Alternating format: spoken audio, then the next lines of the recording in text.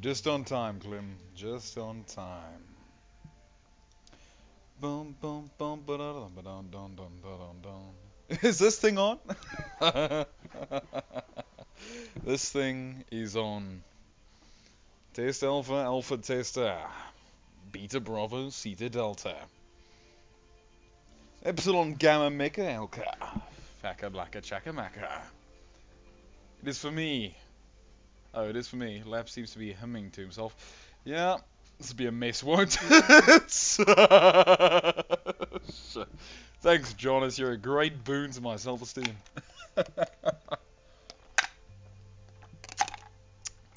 Bum bum bum bum da da da down down down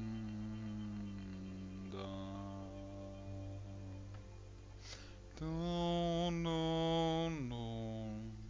down down down bum bum wow. I'll leave the demo running for approximately 5 minutes. Wait, actually, no, not 5. What's my usual waiting time? About 10. We'll leave it going for 10, so anyone watching this on YouTube can just skip ahead a whole 10 minutes, whatever, and get right to the fighting. No worries, Commander. Thanks, Jonas. Thanks. Humming, Glim. All right. We'll start this thing at 7:10. Just giving people time.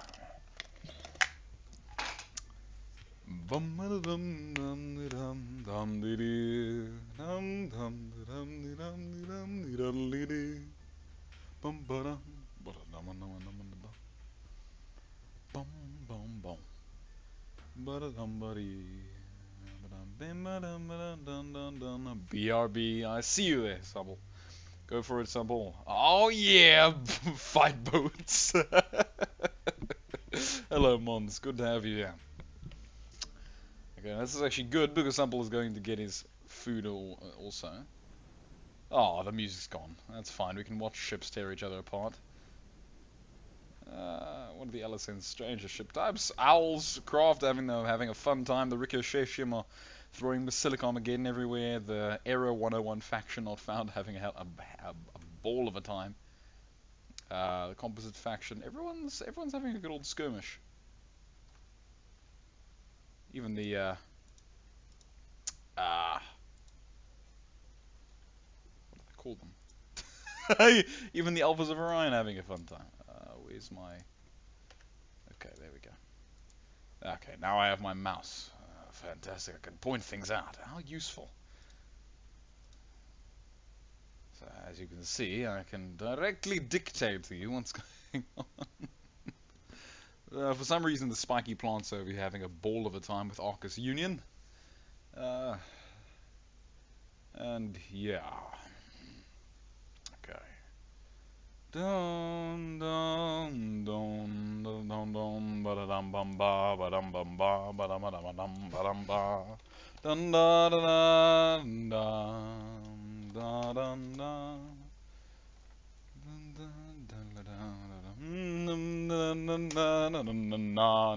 da. There we go.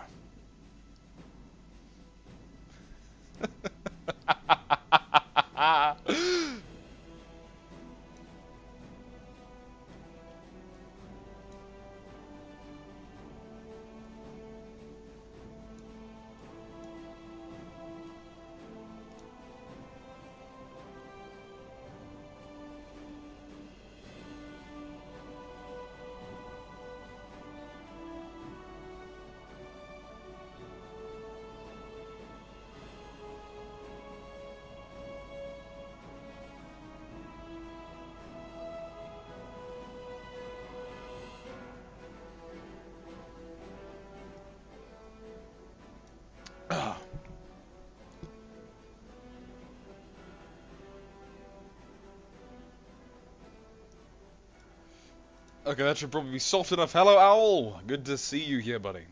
Good to see you here. I'm gonna have Supreme Commander playing in the background because I can. And I think it would just be entertaining.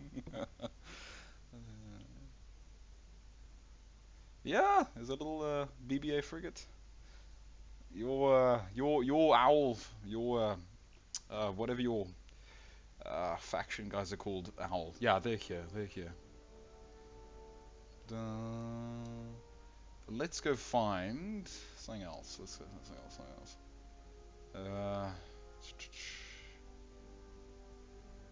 I think I want Cybern Razors.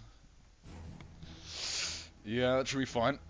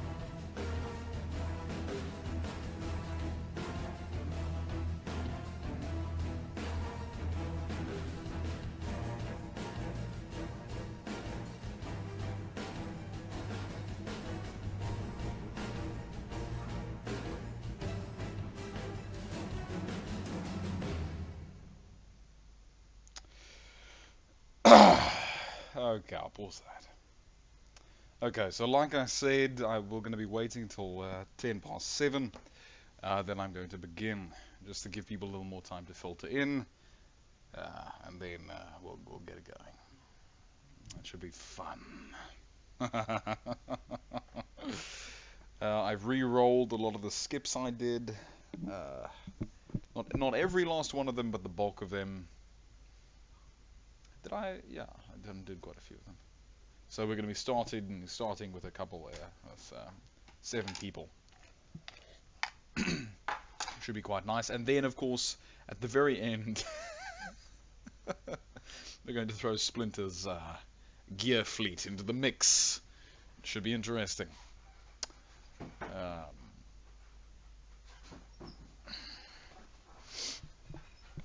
Okay, just getting comfortable. Just getting comfortable.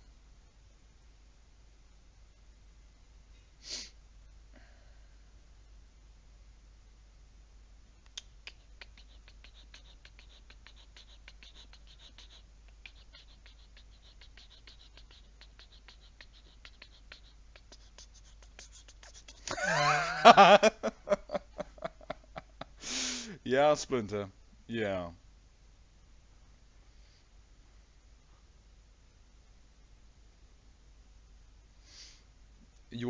Your equipment, your gears are very how shall I say, time unfriendly. Anti what? Anti-Tamoric, anti-timely, I don't know what, but they're very aggressive in terms of time dilation, so we need to sort of hold them back just a little bit. Was it your gears? Yes, I believe it was your gears, and we'll reverse it against the champion, and then the champion will get to fight the Ryan Supreme class for older and undoubtedly lose, but that's beyond the point, you know. The Gear Fleet final will probably take longer than the rest of the tournament. Yeah, yeah. You're not wrong. You're not wrong. I might actually drop physics updates the second of only 60 for the sake of making that just go a little bit faster.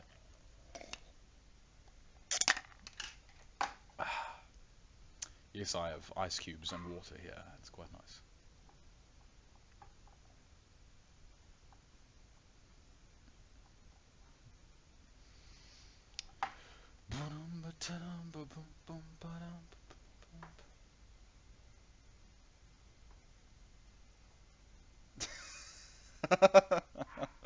Hello, Einhander. Einhander Snomfern. This sadly is not the tournament yet, Ein. This is Reassembly's inbuilt demo mode, which you can activate via CVAR. AKA, you need to know you can go change some numbers in the configurations. You can then the button will appear and you can press it and do stuff. Otherwise,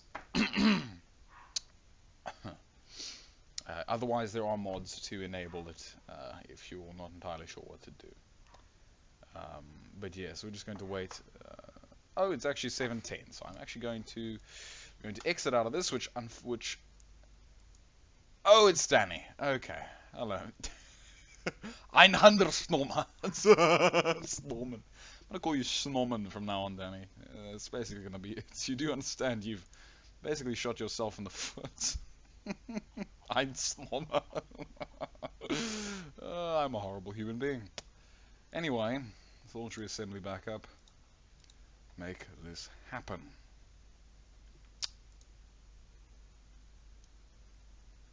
Alright.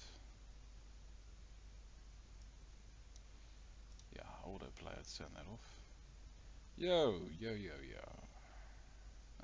Let's get something nice going in the background. No.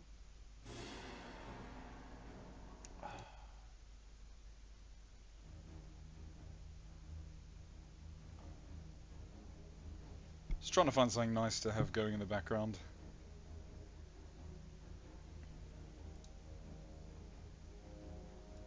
Yeah.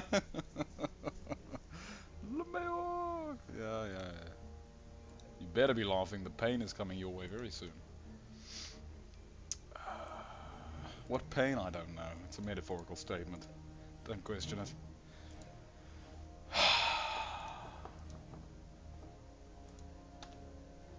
Actually, physics update is at 90. Yep, loading all the spaceships. I see what you're laughing at. That's fine. Yes, that may or may not be because there's way too many spaceships in my data banks, and also way too many mod ships. So, you know, problems.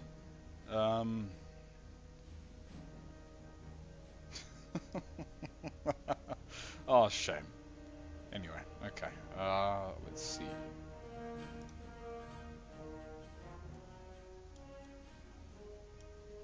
I don't know what's a comfortable audio level, so you guys are just going to have to tell me. Because I'm going to have the Supreme Commander soundtrack just going pleasantly in the background for a little while at least during these downtime moments. And also it does swell up every now and then like that, so I'm not entirely sure. Yeah, I'm actually just going to do what I did in the past. I'm just going to leave it quiet so you can play whatever music you want. And while I sit here in blissful silence. Okay, well, let's get right. No, don't even. I'm not a heretic. Don't worry. Okay, so everyone's here. We're ready. Sample-Crumb, are you back yet? Reassembly erect. Bloody hell. I feel very self. Audio sounds good. Okay, thanks, Clem. That's always good. But I'm gonna leave the soundtrack off. You guys can go play it in your background. Literally, just go Google Supreme Commander OST, and there you can get it. and you can listen to it at your own perfect audio setting instead of me fumbling about and whatever else. Unless you're on mobile, in which case I'm sorry, which then you're in a bit of a problem. But whatever. Yeah, audio's good. Good, cool. Is Simplecrum back yet? Simplecrum. I feel like I should throw it. I want to do something crazy, but I can't. Yeah, I'll do that.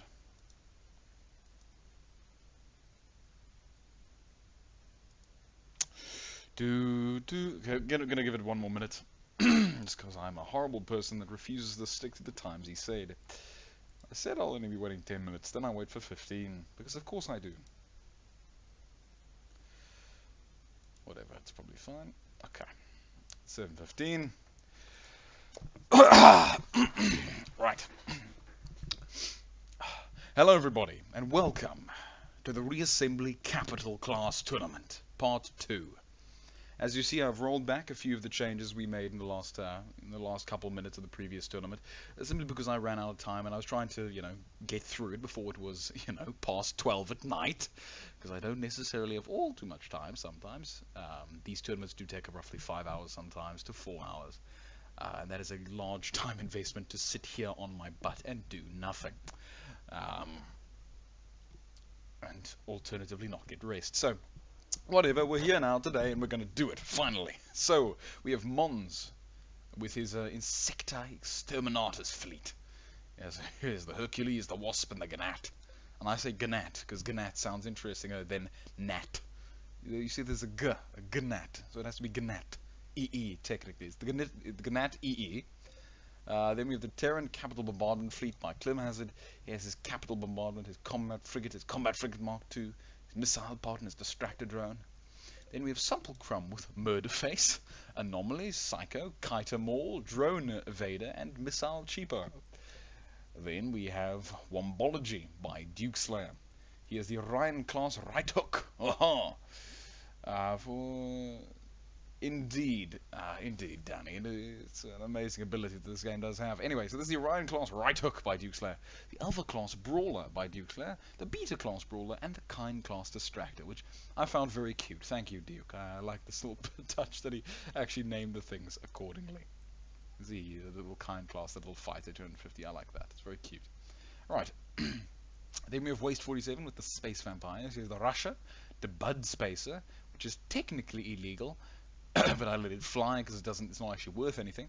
And then the Vanilla Fly, the Unnamed Spaceship, and then Artie. Big Artie. Then we have the Equinoctium Industrial Coalition 28th Siege Fleet by Owlfeathers 117. Actually, Owlfeathers 0117. Has anyone ever said it? I don't know. Anyway, he is here with the Basilisk class Battle. Did I say Battle? What the hell? Dreadnought. Where am I reading Battle? Where did I read? I don't know. I think I read it. Whatever. That usually happens when I stop working on my tournament fleets. Yeah, Klim. The Basilisk class Dreadnought Avank. The Solstice class Frigate Siddhe. The Aurora. The Threnody. The Wyvern. The Zenith. The Revenant. The Borealis. The Cumulus. Oh, that's the Narwhal class Automaton Frigate. Freighter, not frigate. The Pelican, the Horizon, the Emissary, the Pegasus, then the Elysium class Missile Skiff, the Animus, the Tempestus, the Ventus, the Cirrus, the Alvis. Owl's fleet is very nice. Owl puts a lot of energy into his little fleets. Very sweet. Then we have Simon and Graham. Debris Field by Debris. So we have Simon and Graham. Oh, why? Okay, guys, let's get going. Begin. Fire away! Alright, so these guys, so also you're all very lucky because you get to go through the double elimination again. But once again, we see just how terrifyingly effective Klim's torpedoic split assault is. There's Klim, there's never too many ship names. I'll have you know that it makes every last ship have a soul. Debris, Debris fleet is lol, I agree. Bloody funny. Anyway, okay, so we have Klim with his torpedo assault force with moderately heavily armed. What am I talking about? Well, it is heavily armed because he has the big sword, but moderately because he has only a couple of the light little lasers. As you see, they get picked off quite effectively, but this torpedo spam digs through Duke Slayer's Wombology fleet with terrifying efficiency. Because torpedoes v farmer hull isn't necessarily a very bright idea. At least Terran torpedoes. Farmer torpedoes and weapons are pretty good, but unfortunately he's going to get chinked away before he can really do all too much damage.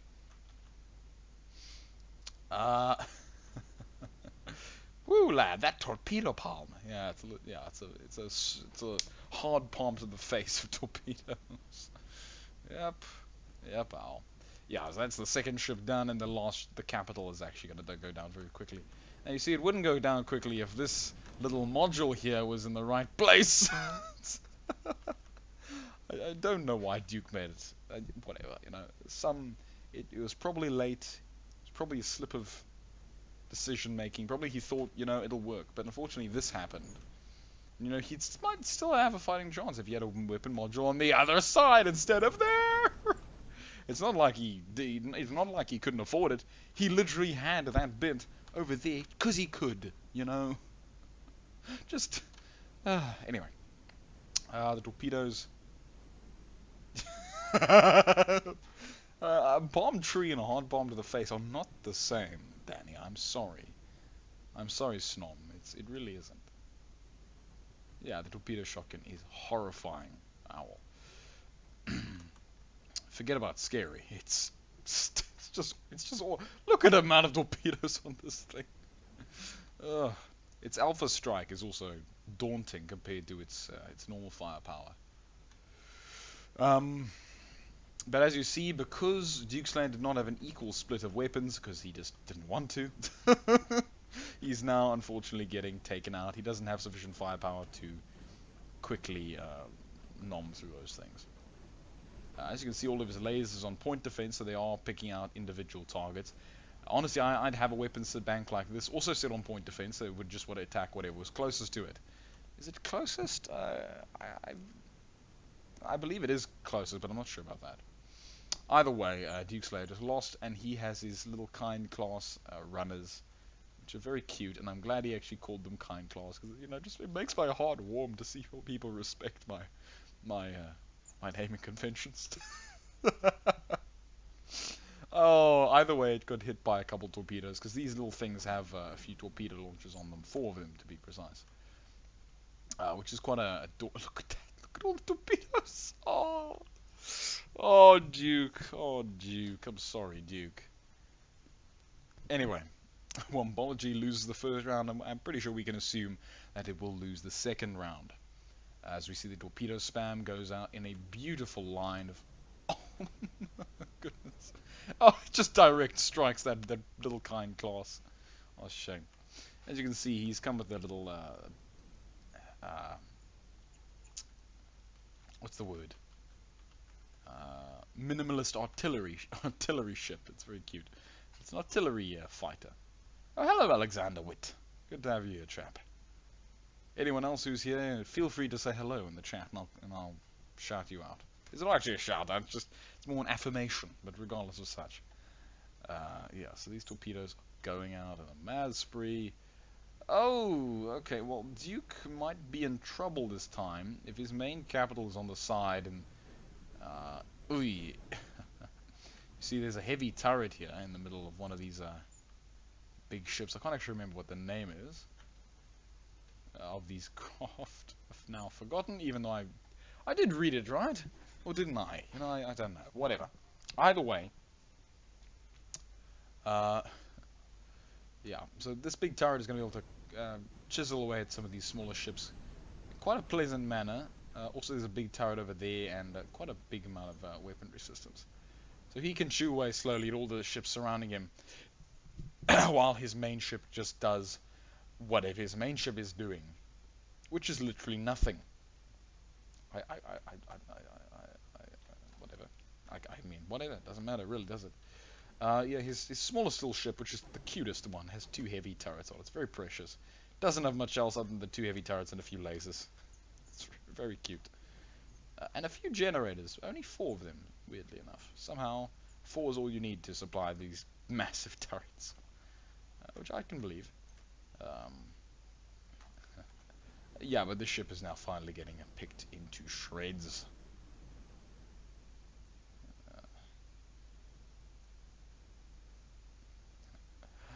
Alex, I don't believe that's actually built out of unobtainium, but I actually don't know. It might be. No, no, it isn't. It really isn't built out of unobtainium. No, it's built out of normal bits. I believe? Question mark? It should be.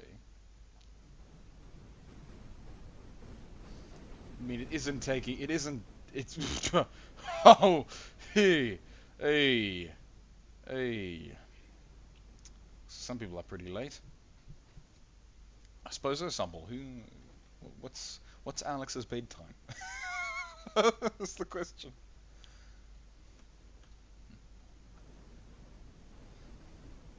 Yeah, I don't think this is actually made out of unobtainium, or is it? I mean, I'm asking this question now. No, no, it isn't built out of unobtainium because here's an unobtainium block at the back. You cheeseball. Either way, this is all actually just normal hull. It's just purple colored. This is the actual. That's an actual bit of unobtainium back there. Either way, unpause. So yes, unfortunately, now that Klim has his full frontal bombardment capability, he's just chewing through, just like nobody's business.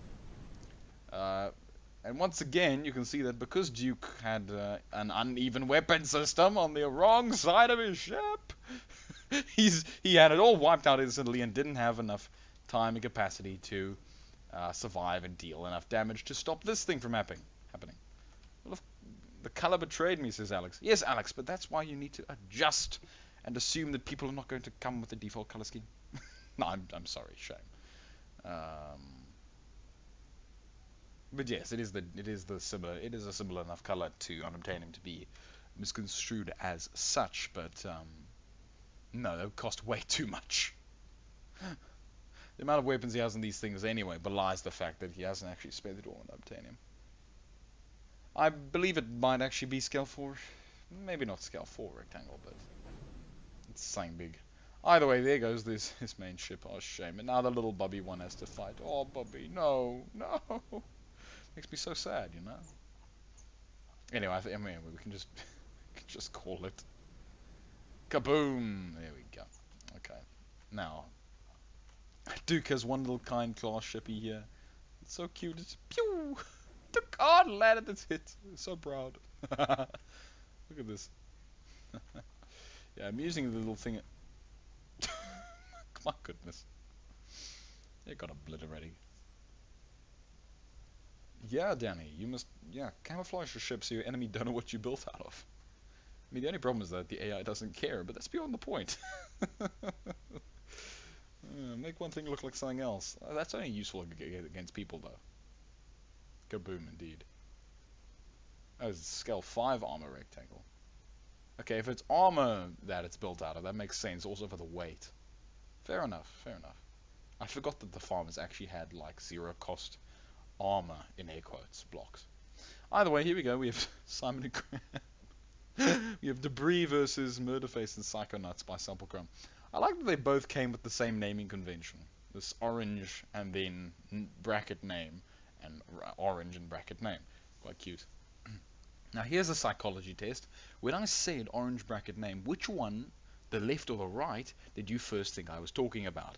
Or did you just assume that you didn't know which one I was talking about and then try to understand? Ah.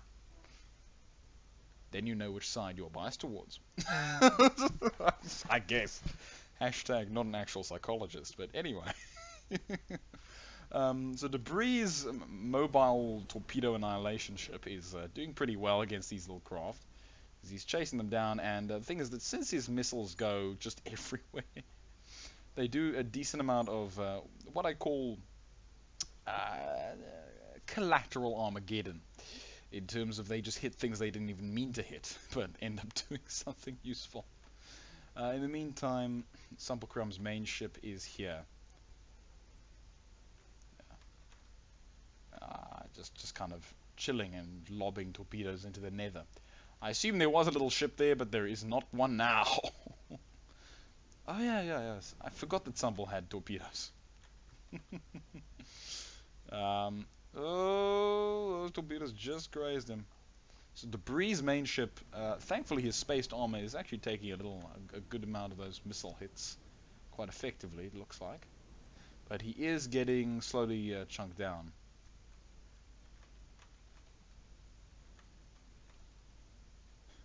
Really, Splinter. Interesting. Yeah, it is surprising. Yeah, it's spaced out because there's literally just black text there. As you know, it's debris field, which is a funny thing. Debris filled. I'm like that. Anyway. Yeah, so Sumpelcrum's main ship and Debris' main... Now, the thing is that Debris' main ship should be able to win in a one-on-one engagement purely because it has more maneuverability. As you can see, the little thing is quite small, has a good amount of thrusters, has all those torpedoes as well.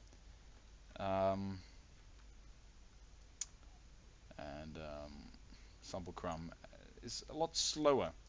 But as you can see here, unfortunately, if they get locked into a face-to-face battle, then I believe Sumpel will take it purely because Sumpel has more armor between him and the enemy. The thing is that Sumpelcrum has already planned for this, and he has some decent turning thrust to maneuver this ship. Whether he planned as turning thrust or not, I would assume he did. As I mean, Sumpel is here, so I mean, he can always just correct me if I'm wrong. Yes, Alex, there will always be more of these. I love big capital ship fights. They're really fun. The thing is, I'll include a time dilation rule next time. So your fleet needs to be able to fight itself in the allotted time span, like in reality. Always more. Yes, Sumpel, always more. Either way, so Debris' main ship has been taken out just because it didn't really have enough armor. It wasn't a it had good damage capability, but yeah.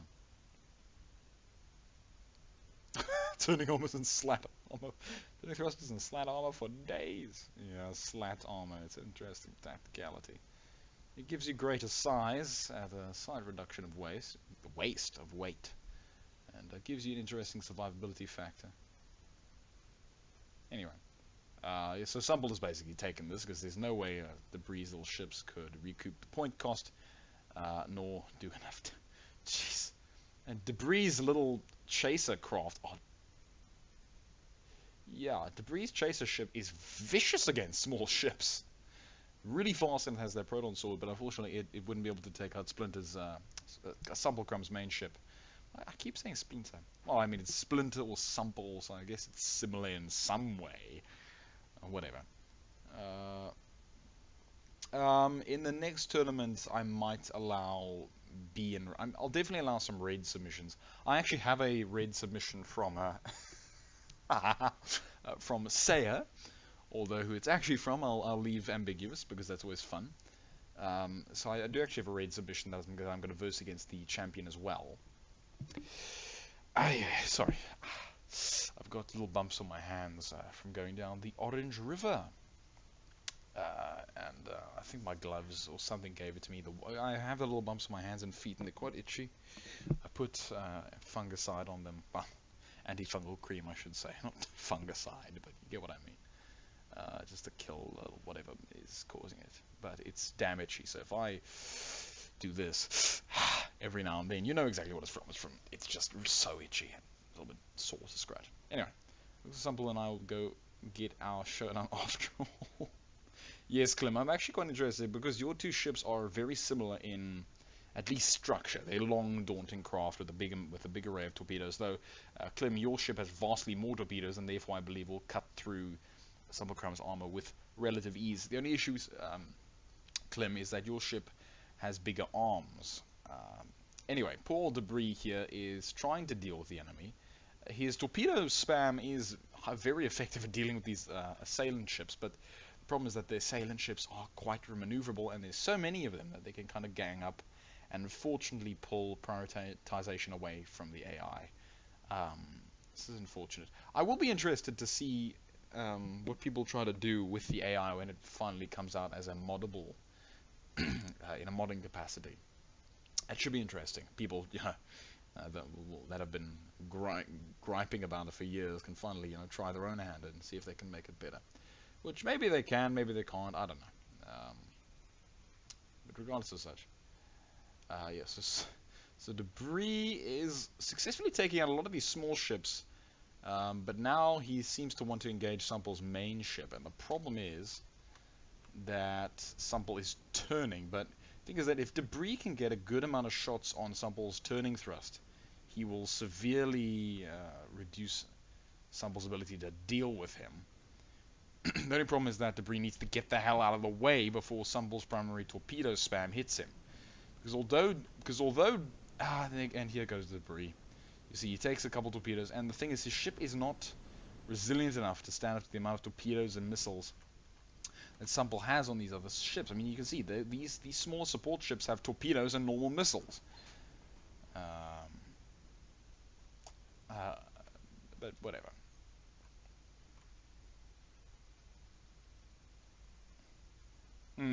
Okay, in terms of distractor, yes, but I'm thinking more of the one-on-one capital v capital instead of anything else, really. But yes, of course, the distractors are a huge part because making those capitals not fight each other is basically half the point. No, that's also what I was thinking. Yeah, Owl. Klim's Torp spread is highly effective at killing these little distractors, these little mites. The only problem is that these mites, they have a bit of spaced armor, as you can see. They're actually kind of designed to cope with a torpedo, so they could take a couple rounds before they're fully annihilated. But yeah.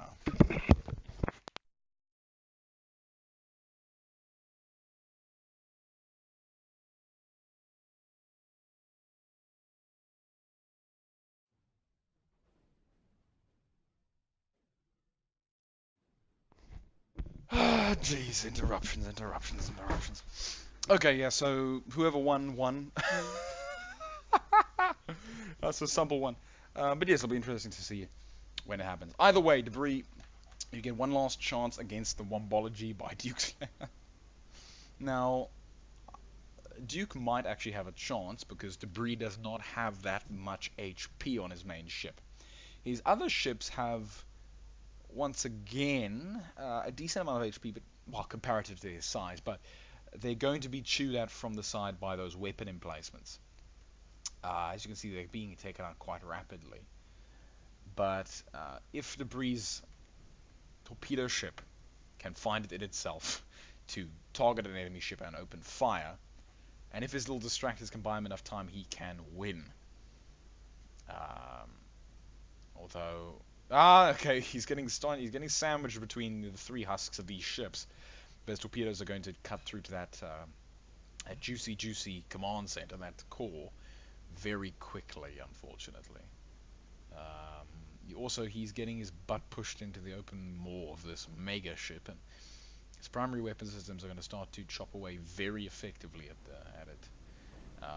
Now, Debris was very smart. He gave this thing quite a few extra layers of external armor and internal.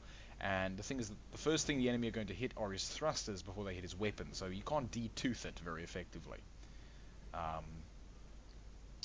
But the other problem is that from the side he doesn't have enough armor, I don't believe. Now you see his lasers are... They're lasers because they're on point defense are attacking him. But because all these things are on primary fire, they're trying to target the distractor. So you see, this is why I put my... When I'm building or designing big ships, I always put all the weapons on like point defense. I'll give the ship a few primary files, or secondary, whatever weapons, just to let the ship know that it can shoot weapons. But most of the things will be on point defense. Otherwise, this happens. Oh, look at that beautiful destruction effect. I love the little red burning particles. It looks like the thing. It really makes the thing look like it's been just lasered through, just annihilated. It's a very nice effect, in all honesty. I mean, Reassembly might be a nice, simple, vectored game, but it does look quite very beautiful at times. I love the little smoke effect of the damaged ships. It's just nice. It's a very nice point because it makes it quite evident that the ships are in a damaged state. So it's those little touches, those little labors of love, which are very nice. Not to mention the thrust trailed. Anyway, so debris won, which I honestly expected, unfortunately, due to Wombology's lack of point defended main weapons, as well as just a decent survivability in terms of distractors and other things. You see, he went for a, what is that? 8,000, 8,000? No, it's I can't remember. Whatever. I mean, oh no, no. Of course he has a lot of distractors. I'm an idiot. What am I talking about?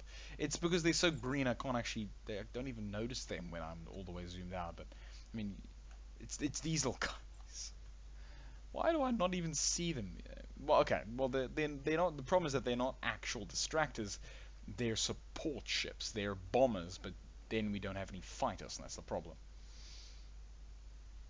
All right. Cheers, Danny. Cheers, man. Cheers. Go for it. Later. Yeah, so debris is just jumping through this. Nom nom nom nom nom. Debris is gonna get this, I believe, but we can give Wombology a few chances. You see, if his main weapons lock on debris ship, he should be able to chow through quite quickly. Only problem is that these torpedoes have far greater range than, yeah, well, anything really. So they'll just keep going and going and cutting and cutting.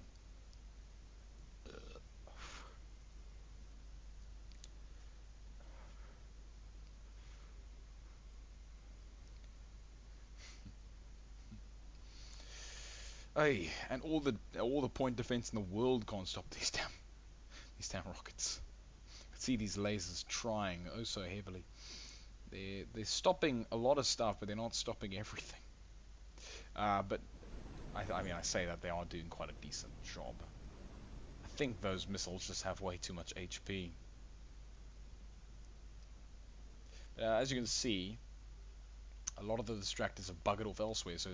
So Wombology's primary weapons, Duke Slayer's primary weapons, are now starting to actually open fire. Maybe it'd be more effective if this module was over there. Oh, some fun between me and Duke there. Always hilarious. Anyway, but I mean, it might actually be more effective if that other module was closer. But regardless of such things, debris is unfortunately still chowing through, regardless of point defense. Those are station lasers, right? Yeah, those are station lasers, and they are, without a doubt, the farmer's most effective point defense. They don't have flak capability, unfortunately. And you see, in a situation like this, a flak would be highly effective, because it would hit all those missiles at once. It would destroy the low HP ones. But regardless of such, lasers are useful at picking off drones and things like that. But with slow-moving missile spam, and actually, I mean with drone spam as well. Actually, if the explosion radius is big enough. But yeah, you can see. This is why you need an even mix of both lasers and flak. Well, I mean, I say this, I actually don't do it that often. I do more lasers just because they have greater range in most cases. A little quicker to... I suppose their hit chances are far greater than flak, which is unfortunate, but that's just the way it goes. Hitting a moving object with another moving object is quite difficult. Anyway, have your friend throw a tennis ball at you, and then try and throw a tennis ball at that tennis ball, while someone else throws a tennis ball at your tennis ball. Just see how effective that is. Whatever, I'm trying to amuse myself right now. But yes, unfortunately, Duke is out of this. Shame. Hey, Waste. Good to have you, bud. Your fleet is actually here. We haven't gotten to it yet. Well, I mean, we got to it in the previous round, in the previous part, but this session we haven't actually seen it yet. Debris is unfortunately chowing through Duke Slayer just because of torpedoes. Way to beat, more lasers. You're not wrong, Clem, you're not wrong, but unfortunately the idea here is efficiency, and flak is a little more efficient, at least with missile spam. But with faster moving projectiles, no, you need lasers. And that's half the problem. Lasers are good against fast pacers. flak better against slower things and swarms of slower things. Actually, I mean, effective against swarms of fast things as well, because if there's enough of them, the flak will hit something, and all it needs to do is hit something. Oh, and especially if it's proximity. If it's proximity explode flak, then it just annihilates. Perfect. Which is what flak is set to anyway. You know, it doesn't even need to hit anything. It just goes to the closest target. Which I like about proximity. It was a clever idea of Arthur's to create a proximity idea. I thought WTB was Will Train Biking.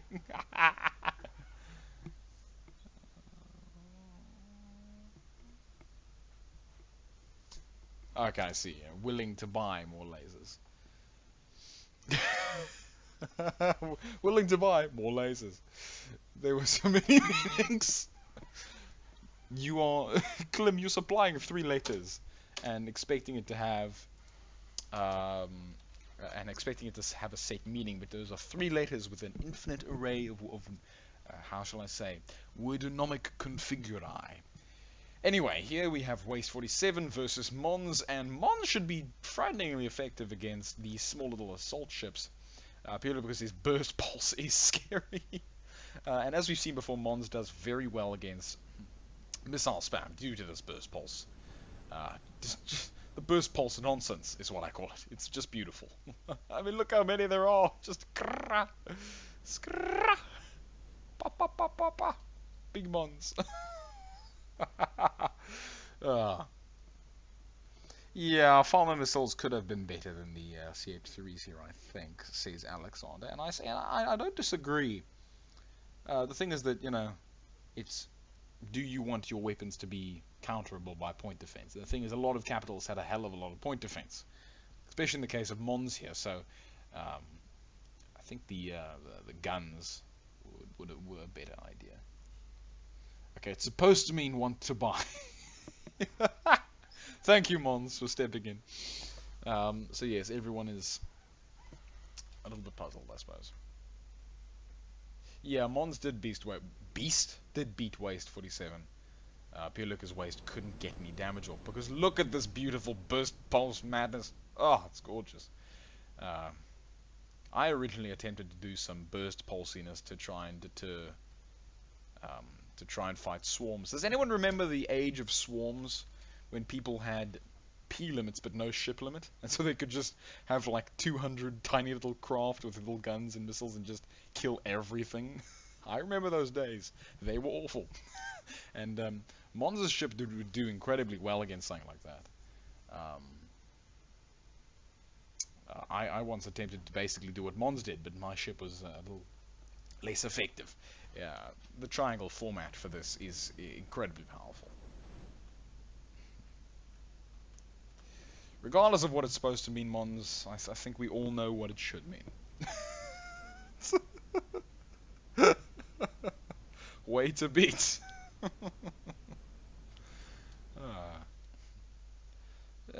Heavy turrets are okay, but they can't hit fast-moving targets very reliably, Alex.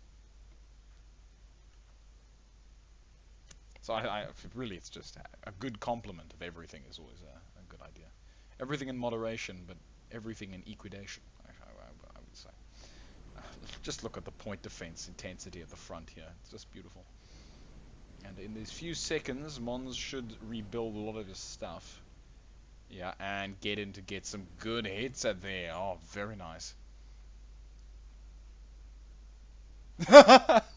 Pre-revenge.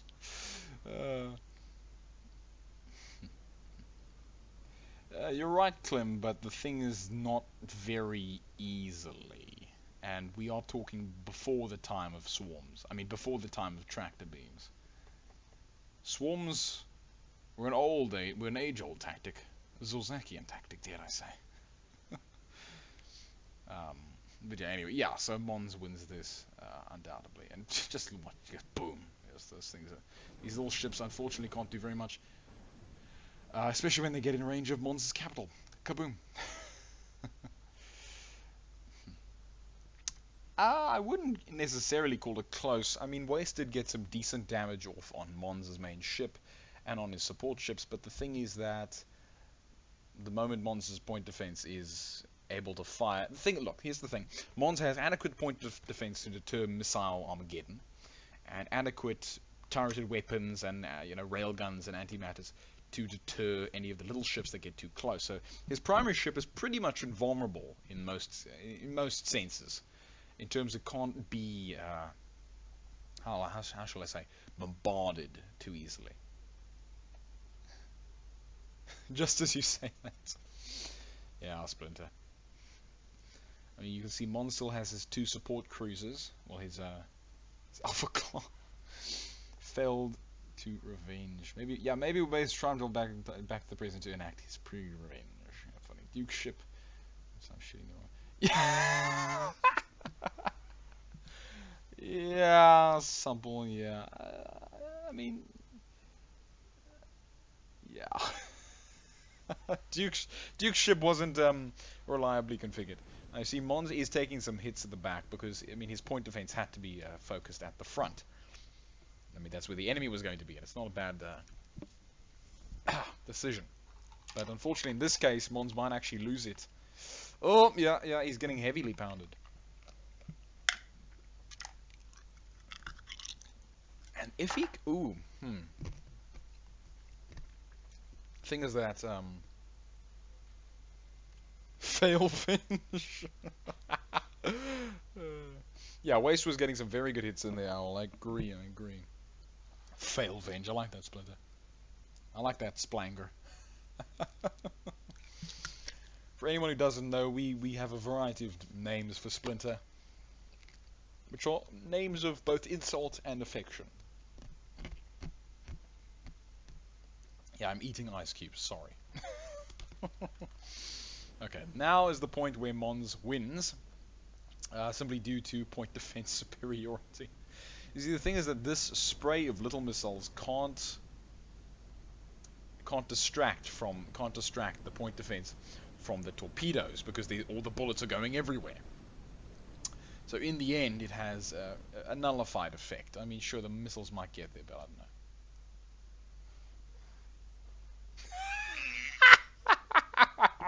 Yeah, Mons. Hey, I'm really good at killing large targets. Let me chase this tiny thing instead of dealing with the guy doing almost all the damage.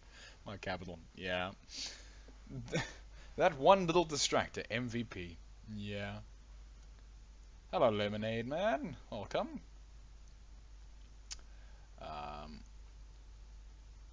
Close the deal, though. Yeah, you failed to close the deal, Clem. You're not wrong. Let me pause it quickly. So, yeah, as you can see, Mons' his Alpha class warships are still doing quite well, actually. They're not succumbing very easily because they have so much HP, and their loadout is quite reliably. I mean, you see all the big bank of torpedoes, yeah, they're in the middle. Very beautiful. Pardon me.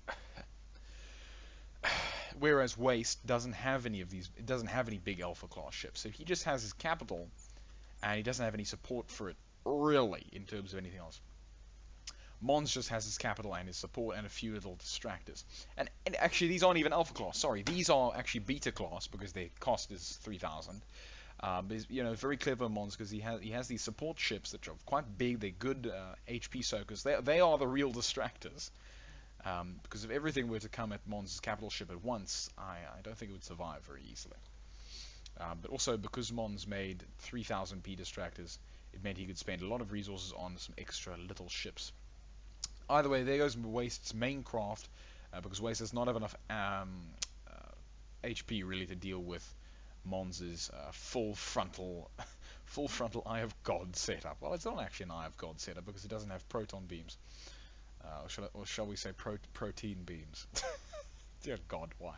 But anyway, I mean, look, the thing is that Waste does have a hell of a lot of frontal armor, but at the same time, it would be sufficient in a full engagement. The only problem is that Mons has point defense, so I suppose I can't really bash them too much. Yeah, the little guys on Mons' side do have mostly undamaged armor, but that's primarily because they were repairing it. I did notice that one of them was rebuilding its burst pulses, so that implied that it lost its armor and then lost its burst pulse. I think there's actually just a lull in confrontation between the two support ships. because these little things don't have very much in terms of long-range continued assault. So Monza's secondary craft have the time to repair themselves, unfortunately. Thus negating any damage really done to them. Either way, now we have Sample versus Klim, and I think this is going to be the perfect Battle of the Titans. Oh, their protein beams are the very front of the bow. Right. Sorry. I'll take a look, Mons. I'll take a look next time. Protein beam. Yeah, where's Danny? He would have gotten a kick, as Mons said last time. But yeah, unfortunately, Danny left already. Maybe that's for the best. I don't know. No, you'd be quiet, Lemonade. Either way, so we have Murderface and Psycho Nuts by Simple Crumb. She has this big, I suppose, rectangular, whatever, regardless of such, a lengthy warcraft, while Klim also has a lengthy warcraft. Klim has, in comparison, a much lower HP percentage. However,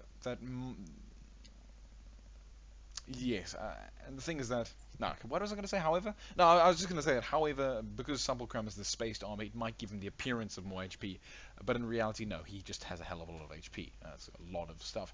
Also, Simple Crumb has a lot of, how shall I say, turreted weapons. I was going to say indirect something, but whatever.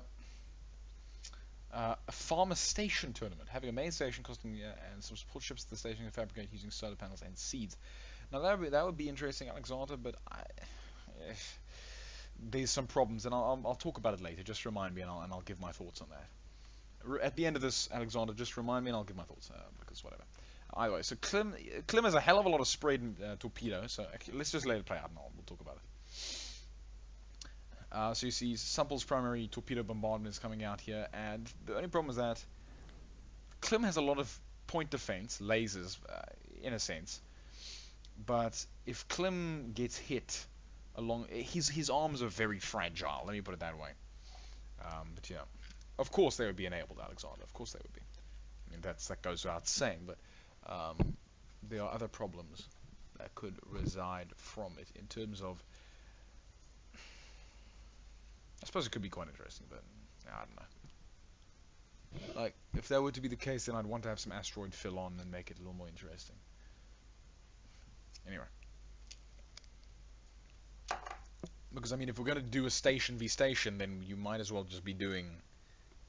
Just give me this many little ships. We might as well just do a normal ship fight.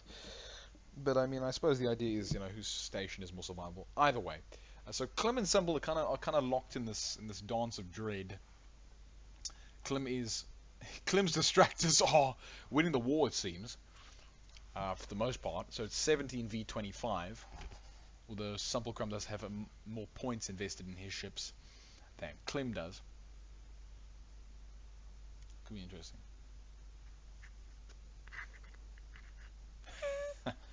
Yeah, Klim. Yeah. The problem with not limiting it to farmers is that how they're going to generate the resources. Anyway.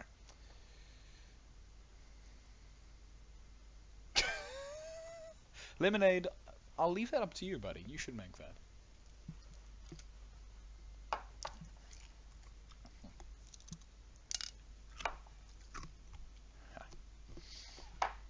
Right, so Simple and Klim have somehow been turned all the way around.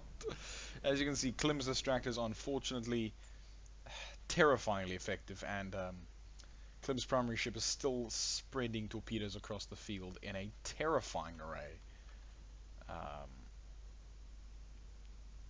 But yeah. Oh, I forgot that Klim had railguns.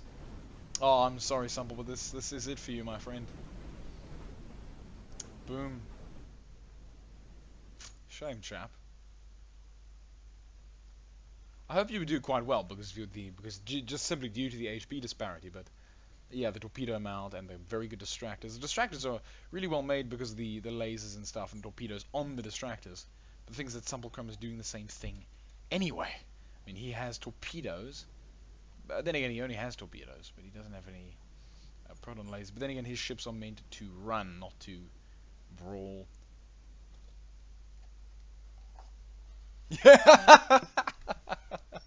Yeah, Yeah, Splinter. They were taking a time out to get the minions off themselves. I like that. That's quite cute. That's quite hilarious. You know, two huge bosses just waging an eternal war. Then just like, hey, wait.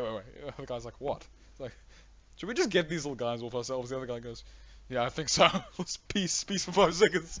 They just like, let's take 5, and they just start pulling off these little things off them, like little barnacles almost. Actually, that's horrifying to me. It's like tryptophobia. Ugh. What's the fear of little holes? Like lots of like little like hives. Is that tryptophobia? It might be true. I think yeah. Anyway, all right. Moving along. Comment to age well. Oh, Splinter, it's okay. It's okay. Because yeah, it ended up being the minions took the minions took the big one out. Hey, your minions are too strong. What do you mean? My minions are just too powerful. I'm sorry. Your minions are bullshit. Anyway, so I think we can just say that Klim's won this. I don't think we need to I don't think we need to prolong it for anymore, but I'll let it tick down because we might as well. We're here already. So Klim's little ships are still surviving though. The psycho nuts. Look at them. It's like, get away from me! Get away from me! Stranger danger! Stranger danger! Boom. Labs has a lot of expressions. What do you mean? What's it supposed to mean? Yeah, I'm very lost. What is that laugh? Lemonade. You don't seem to understand. There's more than one laugh. And if you're asking what was that laugh, then you're very, very close-minded.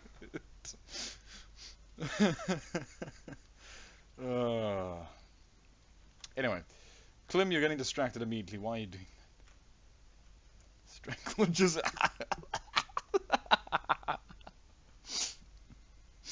It's called the laugh of why am I doing this, Lemon? why am I doing this insane play? Why am I humoring you? Why are you commenting? Why are we here?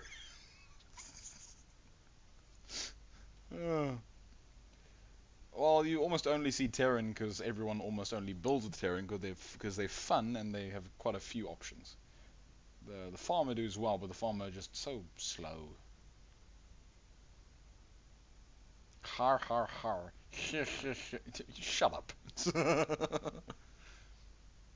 You're so fixated on that laugh.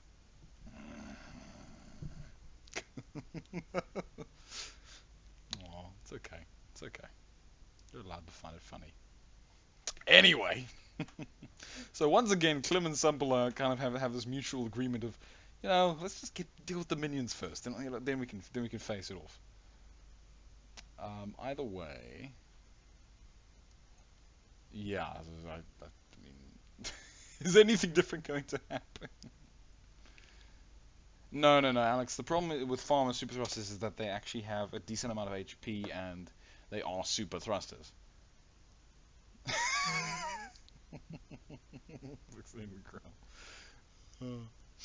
Yeah, so the problem, Alex, is that it's first of all they're very HP intensive for their cost. They've got some serious power. Wow, damn! When farmer lost their minds. You're not wrong, Splinter. You're not wrong. Yeah, so quite a few people went. I say quite a few. A decent amount of people went farmer. And if you were in the Discord during that time, people were having sleepless nights trying to make effective farmer capital ships, and they were not happy. I almost felt like giving farmers a extra 1000p thruster allowance.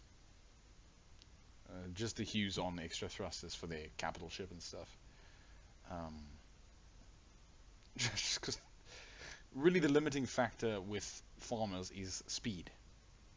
That's primarily it. If you could have faster farmer ships, then you could have bigger ones that match the speed requirement. But yeah, it's just a problem. Yeah, Alex, but then that requires everyone to go get the mod, and stuff.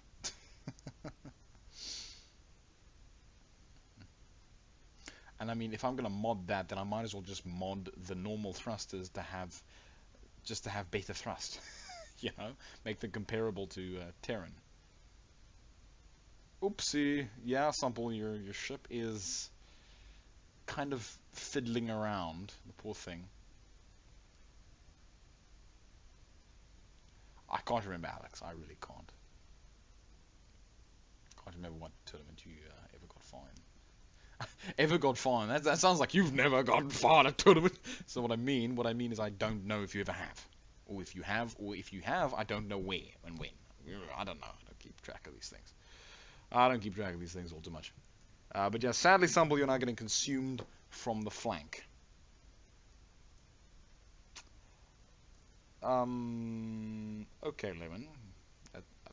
Sure. Why are you asking me this? You don't understand. This is the sort of question that literally does not need to be asked because it has so little hingency on anything. What if I were to make a? It's like, okay, then you'd have made one. What is your problem? I'm getting aggressive for humor's sake, ladies and gentlemen. Don't think I'm actually angry. Goodness gracious. Shame, Lemon. It's okay. The Battle Roid. I feel like I remember that, but I'm not sure if I do, Alex. Either way, Sample is sadly getting consumed. It's okay, Lemon. It's okay. I know. It's fine. It's fine. I was joking with you, buddy. Oh, anyway, so that's alright. Ooh, okay. Klim might actually be taken out here. Oh no. Klim's distracted him and bested. I wasn't even watching. No, Klim. You see, you see, finally, Sample Crumb has his moment. You see, Sample Crumb, HP disparity. This is why I was worried. Because Klim has Klim's ship does actually look really nice, by the way. Have I mentioned this? It looks like really cool because of this whole like almost what do I call it? The branched effect. It's actually very appealing.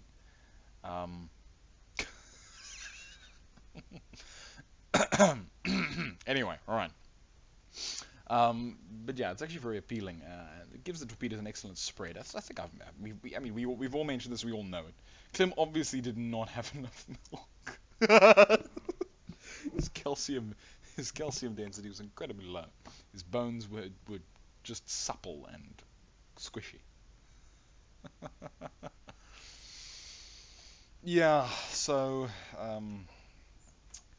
this is going to be very interesting. I'm not entirely... You see, when I zoom out, it makes it very difficult to tell who's who because the glow in the middle of Sample Crumb's ships, the light blue glow kind of makes them look white. And so it takes me a few seconds to realize what's what and where's who. So at a glance, I can't very easily gain an assessment of who's winning because of the color similarity and the glow. As you can see, the thruster glow is teal, more teal than anything else. And the ships often aren't moving fast enough. The bones were so... No, you can't make that joke. Why one farmer and one Terran? What do you mean, Alexander?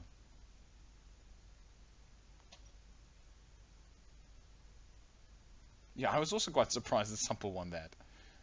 The thing is that Klim's distractors got distracted by Sample's main ship, allowing Klim's other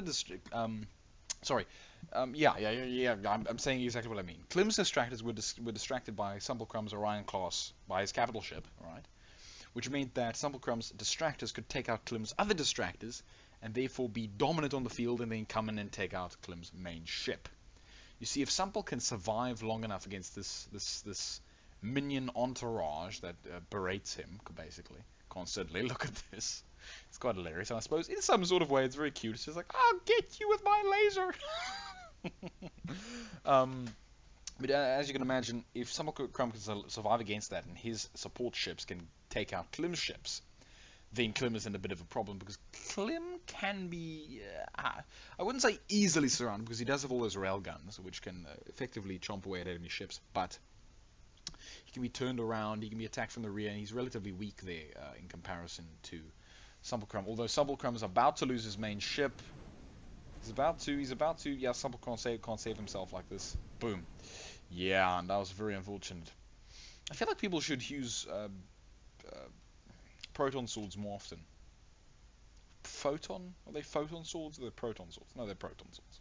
I'm talking about. Clem says, I don't know, his Sword Spirit is more compact than mine, so it might take out the big gear.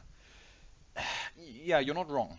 More compact torpedo spread, just as Owl did, would... wait, didn't Owl beat the big gear?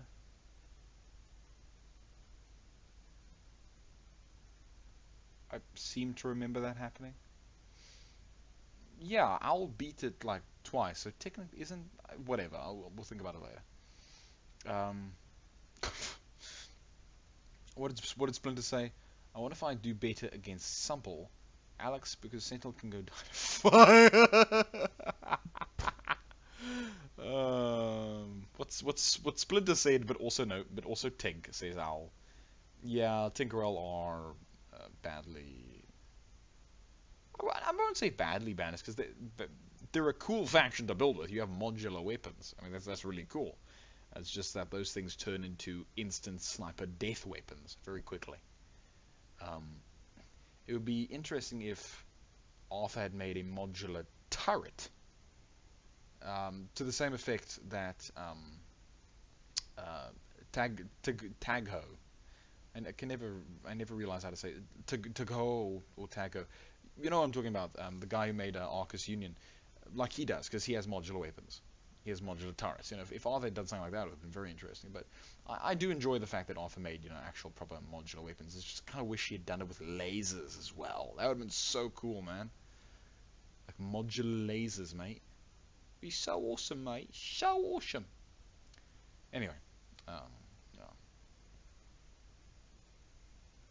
Clem must receive the ramming glass of milk then, because his bones look so okay. Why is that funny, Splinter? Why? Why is it funny to me? It shouldn't be. It's kind of crap. But it actually is. Anyway, okay, I feel like Sumpelcrum is going to win this because Debris. Once again, it's the HP disparity conflict. Debris support ships are quite effective, however, at chasing down other support ships, but that's only usually when the other support ships are weaker than them. Yeah, Arcus Union is a very fun mod. It's very, very cool. A lot of love is put into the ships there. Tagho loves his ships and his custom-made shapes, because he made custom triangles to the darn things to make them look cool and work well. Doug here, the watch company. Oh, jeez. Alright, Splinter, fine. Tug here, the watch. Is that actually a Tug here? Okay, look, give me a second. Okay. Tug here. Tug here. Tug here. SA is a Swiss luxury manufacturing company that designs, manufactures and markets watches and fashion accessories as well as eyewear and mobile phones manufactured and licensed by the other companies carrying the tag here brand name. Swiss avant-garde since 1860 is apparently their motto. The CEO is Jean-Claude Biver. December 2014 to whenever. What do you mean December 2014 to what? Oh, okay, that's when he was CEO-ified, not born. I was about to say, what the hell is going on here? Parent organization, yeah, founded. Fine, okay, interesting. Are they USA based? I don't know, whatever, it doesn't matter. I like that I take time out of this to go look at the... Yeah, the Psychos do their work. The Psychonauts do their work. They're quite reliable in a sense. The torpedo spam is very effective, and the spaced armor design makes them quite resistant to other missiles. I mean, look at this weird stuff. It's interesting and bizarre. Also, I suppose it also makes sure they can't get easily stuck on its big command ship. But you are right, Sumpel. Your Psychos are doing their work. Unfortunately, yes, Debris has unfortunately been kicked, so to speak. Before the 1 minute mark, even. It's impressive. Well, 11 seconds before, really, but it's close enough. Yeah, Mons. I was more so hoping the breeze distractors would do pretty well because they have the proton swords, and those are highly effective at close range. But it seems that they are trying to focus too heavily on the main ship. That, and I don't know what they're doing. Are they? What are they? Why are they sticking at range? What weapons do they have on them? Okay, yeah, these things also have torpedoes, but for some reason they want to stick at range instead of going. You see, the thing is that if they actually gave the Psychonauts a real taste of laser, they would chow through quite quickly. Oh wait, do the Psychonauts? Oh yeah, the Psychonauts actually have lasers in the center. Well, some of them do at least. I forgot about that. No wonder they're so damn effective. Okay, yeah. It makes sense now because you can see this one doesn't, and this one is actually engaging here. So that's one that got taken out. So that's actually quite unfortunate. Debris has hyper-maneuverable, very effective ships, but the problem is that their thrusters get taken out really effectively by the missiles that are coming for them. Good old ships, they're taking out mine anyways. Oh, shame, Clem, shame. I do like, by the way, Clem, I like your color style. It's very, very nice. I don't know why, but just black and kind of a light, almost luminous blue. Just really appeals to me. It looks very nice. It looks mysterious, daunting. I guess, I don't know. But it's more so that it just looks slick. Sample's orange and bright teal is also very pleasant. Teal or cyan? That's teal, yeah. Oh, shame, Mons. Sample's exactly what I was trying to do, but failed to achieve. Shame. It's fine. Your Gnats II are also quite competent, at least in a way. Don't feel all too bad about that. But yeah, don't feel bad, Clem. You're up against a worthy opponent. And as you can see, some of your ships are actually grouping together and taking out some of the Sample's distractors with relative ease, because you see with all those lasers, they have enough HP to soak Sample's quad proton swords with relative efficiency, and then they have enough personal damage to kill them. But yeah, wah wah. What the hell, Sample? Fair enough. Yeah. So Waste might actually be pulling this one back, but he's still losing quite a few of these supply distractor ships. Actually, never mind. Sample has 4 of 24, and Debris has 9. So in pure numerical scale, Debris is winning, but points-wise, Sample is winning. And this big barrage of torpedoes is about to land its mark, but they don't hit any functional components, so it doesn't really do much.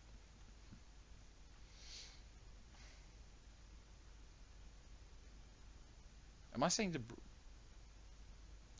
Why am I being an idiot, Clem? Why am I saying... Shame, Clem. Why am I saying Clem?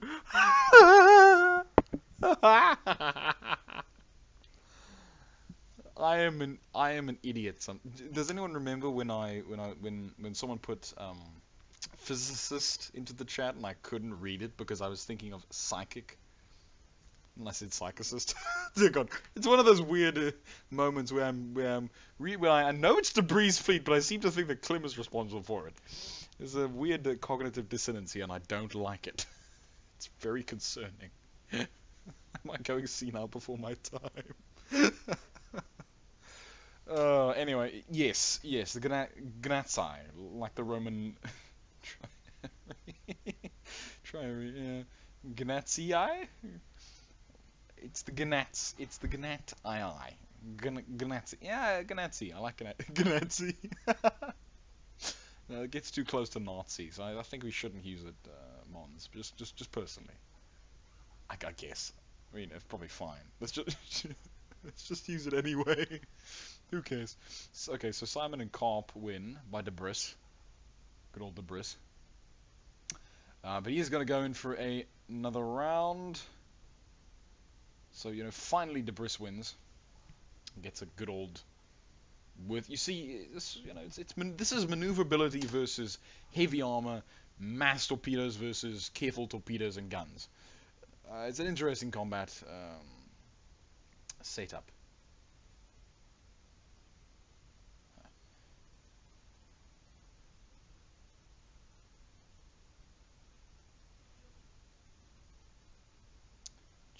Does anyone remember the days when points used to be calculated based on just dealing damage? I remember that.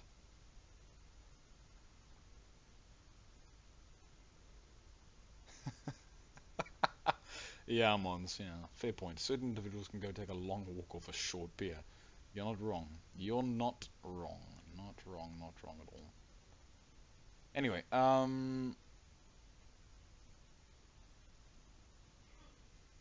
but yeah, so Sample's ship is attempting to deal with these things. You can swap, it's flipping around quite effectively. Sample did give this thing a good amount of turning capacity. But in comparison to Debris' turning capacity, it's minor. But it's enough really to just angle those torpedoes, at least at a minimal rate, towards the enemy. The thing is, the moment Debris decides to really go hammer on Sample's delicate rear, is the moment it really starts to get damaged. Because Sample's ship, although it has a lot of HP, at the rear does not have that much, unfortunately. Okay, yeah, so we can see that things are getting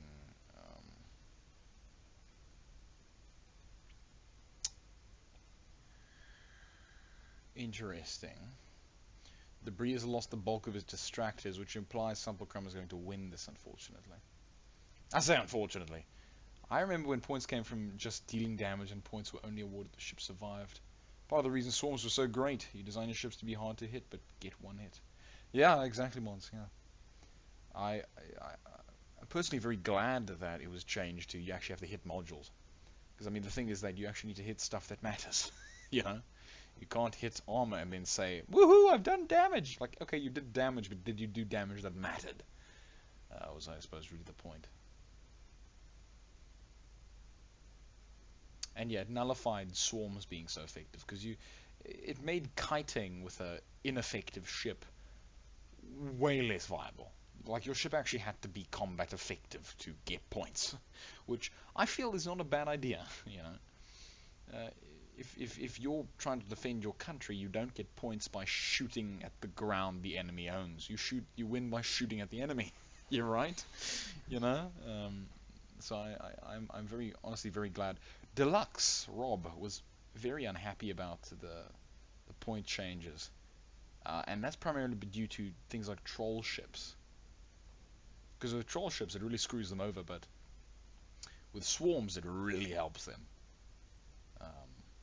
So it's a bit of a difficult thing. But I mean, the easy way is just simply to ban trolls, which is what you've done to great effect, and what I've done to a decent effect. I mean, after all, I am hosting a capital ships tournament, so I suppose troll ship. But I mean, troll ship requires a certain lack of speed, so to say. And so by making sure that things have a minimum acceleration, it always makes things nice and clean. Anyway, so Sumblecrum wins purely because the distractor fight went more so in his favor than anything else. It's very interesting to see that the capitals aren't always the key point of this, and the distractors are often the primary turning point. Yeah, so Mon says, yeah, I'm glad the point formula changed. No. Cool, man. Good.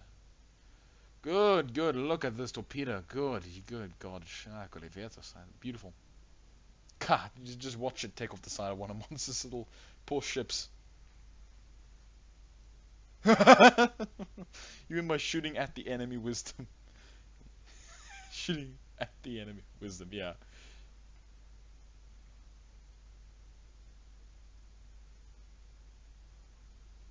What's good with mobility requirements, Clem?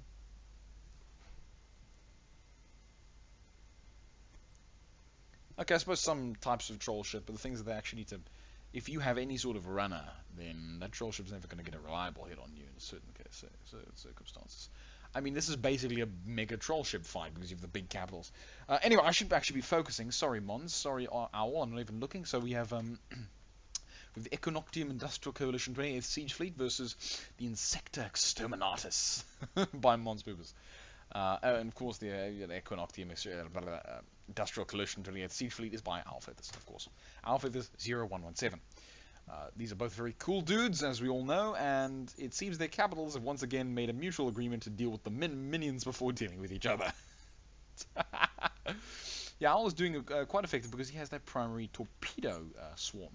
Now Mons is also very effective, and you can see he's clobbering these other ships simply due to the amount of missiles, railguns, and he also he also has the big stealthy plasmas and a bunch of tractors, which is very effective. Yeah, Mons, it is a bit worrying. Owl was very clever to include that big torpedo bank, but yes. Uh-oh, distracted. Yeah, exactly. So it's very interesting to see that, in the capital ship combat, because you need a capital ship, but everything else is optional. It really comes down to, it doesn't actually really come down to it. It barely comes down. But it's nice that there are so many different levels of play, different things you need to worry about. You need to worry about the capital ship being effective against other capital ships, as well as being able to not get murdered by swarmers immediately. Well, I say swarmers, by distractors. But you also need distractors which can hold up to a capital ship, but also chase down other distractors. And so it gives quite a few different layers of things you need to deal with. Because then the capital ship can be distracted by the distractors and killed by the distractors, or vice versa. And it's just very interesting to see and think about. It's quite cool. I like that. I like the nature of that combination. Oh, good. My frigates are actually maintaining distance properly. I'm glad you're glad, Owl. But yeah, Owl makes nice looking stuff. This is true, Alexander. It's always been true. Owl's always loved making very appealing ships. His design philosophy is very appealing. It's not very smooth. It's quite rugged, but that is the pleasantness because it gives it a good texture. Yeah, it's quite surprising actually to see Owl going effective and beautiful sometimes. But Owl usually tries to be effective. I think this is genuinely the first very effective fleet Owl has ever really come, at least that I've been aware of. I mean, I know that Owl always sends in fleets, and some of them are very good, but this one I think is the best one I've ever seen. It's because of this, yeah, Hercules, get him in the back. Yeah, Hercules. Yeah, so the only issue is that Monza's primary ship has a lot of HP. Owl does as well, but it's sort of, the integrity is slightly sacrificed due to the texturing that he's done. In making the ship look really nice, making the ship look gorgeous there, I say, look very, very cool and very spacey. He unfortunately does sacrifice some internal integrity, at least in a certain way, but it's still a very tough ship. You're right, Splinter. Also, Owl often does usually make skinny ships, and the problem with that is that it compromises his width integrity, his width health, which is a bit of a problem. But in this case, because he had to build a big ship, he actually built a big ship, which ended up meaning it had the side HP. You do, Lightning. Hello, Jonathan Champion. You're not Jonathan Marcosi, but it's close enough. It's not close enough at all. That's an insult to John. Is shame. I prefer the other. I prefer the other Jonathan. Shame, Lightning. That's the insult I was trying to make. Don't worry, viewers. Lightning understands that we always pick on him. It's for fun. Anyway, I don't think I can beat your distractor, says Owl. Yeah, Owl's not wrong, but we did see Mons' distractor ships get picked off last time, but unfortunately, yes, because Mons just has more direct fire. He doesn't have direct fire, but you know what I mean. Distractors are surprisingly fatty. Yes, your Gnats are quite tough. Owls are also Owl's tankers are also very effective ships. I'm gonna let you.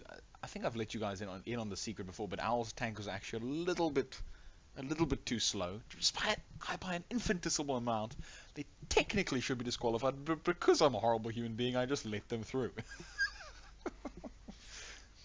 But it's by such a minute amount, it really doesn't matter. Because you know that everything has to be fast. The betas have to be faster than the alphas, which have to be faster than the capital, and the tanker is just a little bit too slow. But it's fine because it's by such a tiny margin. I just let it slide because whatever. Because he had barely any P to work with in the end. Anyway, regardless of such, it's half the fleet cost. And another Hercules in the back. Yeah. Sorry, I'm not reading chat very well. Let me try and get it back up to it. Yeah, they're quite tough, and the Hercules has like half the fleet's DPS. Yeah, yeah. And the Hercules in the back. Ship looks realistic too. If the world would be 3D, yeah, it also looks very cool. Looks quite looks like something humanity might make in a sense. Did you consider it's half the fleet cost? Ain't exactly. Just skip. Owl I don't like to because it's fun to watch your ships fight. Actually, I think it represents a greater percentage. Interesting, Mons. Looks like we're going to have a showdown, Mons. Yeah, Clem, I believe so. I lost this in like the first 10 seconds. Oh, Owl. No shame, but come on. Yeah, due to spawns. Everything else is a much higher weight to cost ratio, says Mons. 2D, I mean. Okay, fine, Alexander. Maybe Owl will do better when AI mods hit. Yeah. Honestly, if we can do fleet positioning a little bit better, that could be interesting. That would be very interesting. Because, I mean, obviously it's just a random assortment. Either way, now we have Owl versus Waste, which should be very intriguing. 1, remove execution behavior. Yeah, fair enough. Mons, what is execution behavior? I can't remember. It's been a while. Is it just please explain to me just a little bit. 3 top goals when AI modding comes out. Oh, he's number 1, remove execution behavior. Yeah, okay, I see how this is going. Long ships are basically worthless for the current AI. Hell, I'd add even more execution behavior. Oh, Splinter. Yeah, ignore things that are much smaller than itself. Isn't that disrespect behavior already? Stay oriented on target, then maneuver. Yeah, I could definitely agree with that, Mons. I could definitely agree with that. Especially if it takes into account that it has point defense. Or, not point defense, spinal.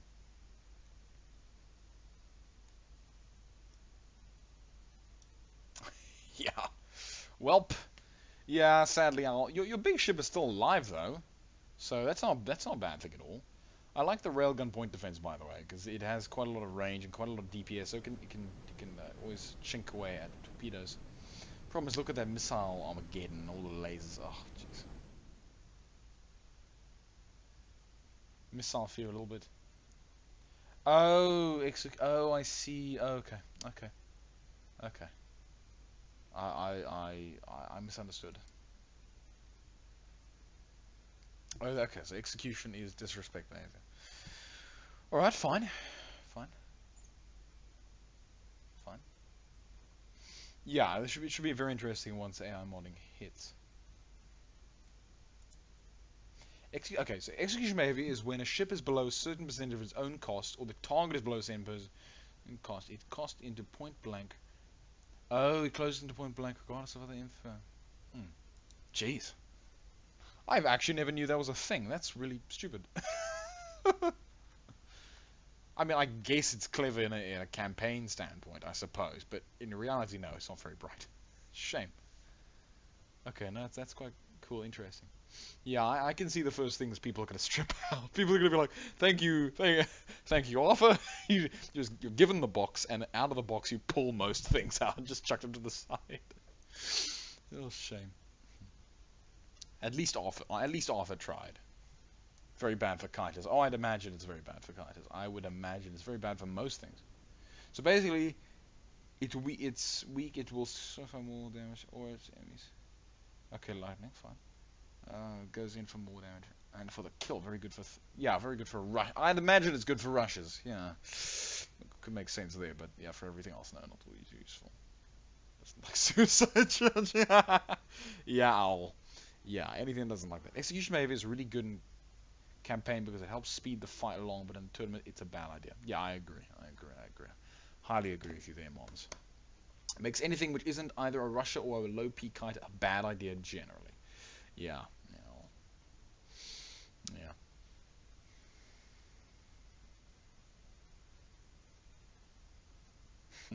That's interesting. I never knew that before. Quite cool. We need to write this down in the tutorial section of the Discord. Execution behavior is why 8k kite is suicide into 500p protein sword blocks. Huh. Okay. Although I have seen a handful of expensive cards from the Chinese community which do well sometimes. Okay, cool. Now I've learned something today. I feel like this should be written down in the Discord channel, in the Discord server.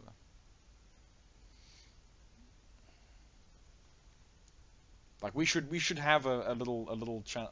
I mean, we already have a little channel. Where is it? Tuts How To's info that's already filled with modding information and stuff. So we should just, have another one that's just filled with terms and lingo and known stuff like that. Oh, thank you, Sumble, for pinning it.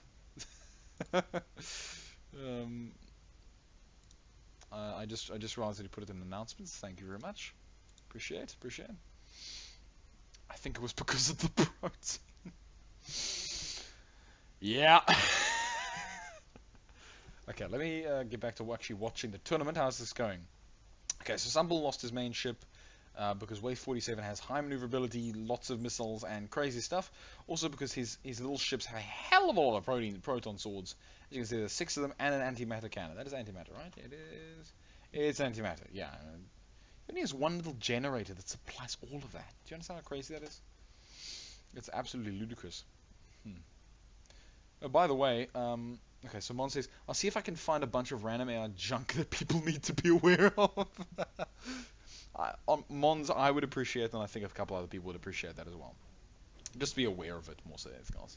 Because I wasn't even aware that that was actually a thing things did. I suppose I'm not all too observant in most cases. Or at least I don't mentally document it. I just kind of assume the AI is doing something stupid and just kind of leave it at that. Anyway, regardless of such, yeah. So Waste 47 is gonna win this, surprisingly, just because his Kiters have a good HP amount. They're very effective in close range because they're lasers. Their lasers are also on point defense, which makes them daunting. Very, very daunting, even against big ships. And you can see they have a massive block of HP at the front. Their thrusters are internal, so they don't lose their mobility. They lose weight before they lose mobility. Unless it's, I suppose, a splash weapon or anything like that, in which case it would get wrecked. But then that's the same case with everything, really. Is the problem with... Yeah, there goes Splinter's poor last little ship. This is still going. Hey, Tank Husk! Yeah, you're right in time, bud. Right in time, mate. Okay, now we get to see if maybe Sumple can claim this. Oh, goodness gracious. Waste took a hell of a hit there from Sumple's forward torpedo spam. If Sumple can do it again is really what matters. The problem is that Sumple's Kiters, in comparison to Waste's, they are vastly inefficient. Or not vastly inefficient. Vastly inferior. Simply due to strength and things like this. Yeah, on AI. That's not a bad idea, Clem. On AI shenanigans. I mean, Mons is kind of the master of these. The expert on these things, because he's done so many damn tournaments. I'm sure he could describe better than I ever could. But yeah. Anyway, so yeah, unfortunately, Sumple is gonna lose the distractor fight because Waste's distractors are just tougher, at least in number. If Sumple can get a couple of those torpedoes to hit Waste's distractors, he can do some decent damage to the things. But in general, no. Unfortunately, he doesn't do sufficient to really murder the things. If Sumple's primary main ship can go attack Waste's main ship, then he could win. But yeah. Oh, and that, honestly, when AI modding comes along, one thing I want to see if I can do is create another binding ID. So you know how you have like auto fire and point defense and other things. I don't want auto fire, I want auto attack. In terms of it's point defense, but it isn't. It works slightly more in terms of it'll attempt to lock onto a certain enemy. And maybe if it can't fire at this thing consistently, it'll change to a different target. But it'll ignore attacking missiles and stuff like that. It could be interesting. or more correctly, I'd create a binding ID that prioritizes enemy ships over point defense, and then I'd adjust the point defense binding to prioritize point defense over other ships. But yeah, that's the kind of, so basically the point defense binding would prioritize the thing with the lowest, weight, whereas the auto attack would prioritize the thing with the highest weight. Something like that. Could be very interesting to toy around with. And I think would be highly effective. Very, very fun.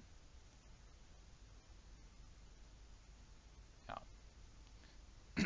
Aren't really inferior, they just counted. Well, yeah, Clem, but that's literally what I mean. By counted, I mean they are inferior compared to the other one because they are being counted. Inferiority does not mean inferior in general, simply means in this specific case they are weaker than the other one. They are being counted, exactly. Yeah, that might be nice. Oh, thanks, Al. Yeah. Clem, of course an AI tutorial could become obsolete soon. Well, yes, but even just to remember how it was in the past. I mean, look. I mean, it'll be useful because remember, people will still be working on the vanilla AI if you play the game normally, so it will actually not be outdated. But it will become outdated when people have AI mods.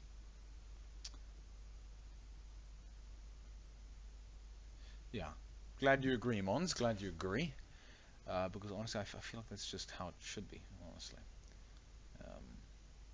Having point defense that wants to be point defense more so than it does want to be an auto cannon. But yeah, AI modding, unfortunately, I expect an AI mod is actually going to take a bit. Oh, I'd imagine as well, it's going to take a bit of hassle, a bit of testing, and a lot of work, because I imagine there's a lot of stuff. But as long as we're given the base AI code, we should be able to we should be able to build on it quite effectively. It's not like we're going to have to rebuild it from scratch. That would be difficult. I expect it to take way more than a bit. Sample agrees. Alex says, PD should also be hard-coded to take the drones and missiles nearest the ship. Well, the thing is that you want the PD to keep targeting the same thing so that it can kill that thing. If all the PD is targeting the closest thing, it will only target one thing instead of, say, if there are 50 incoming missiles. I mean, sure, they can target the closest thing to themselves or whatever, but I mean, the thing is you want them to focus on what they've been attacking so that they actually destroy it. And so the current problem with our PD is that they do that, they do the smart thing, but they can unfortunately get stuck on normal ships. Oh, goodness gracious. Hello, Mons is now fighting Clem. Sorry. Jeez, we're getting so caught up in this discussion. It's so exciting, though. It's very cool. We get to toy around with things which could be really fun. We get to be modders.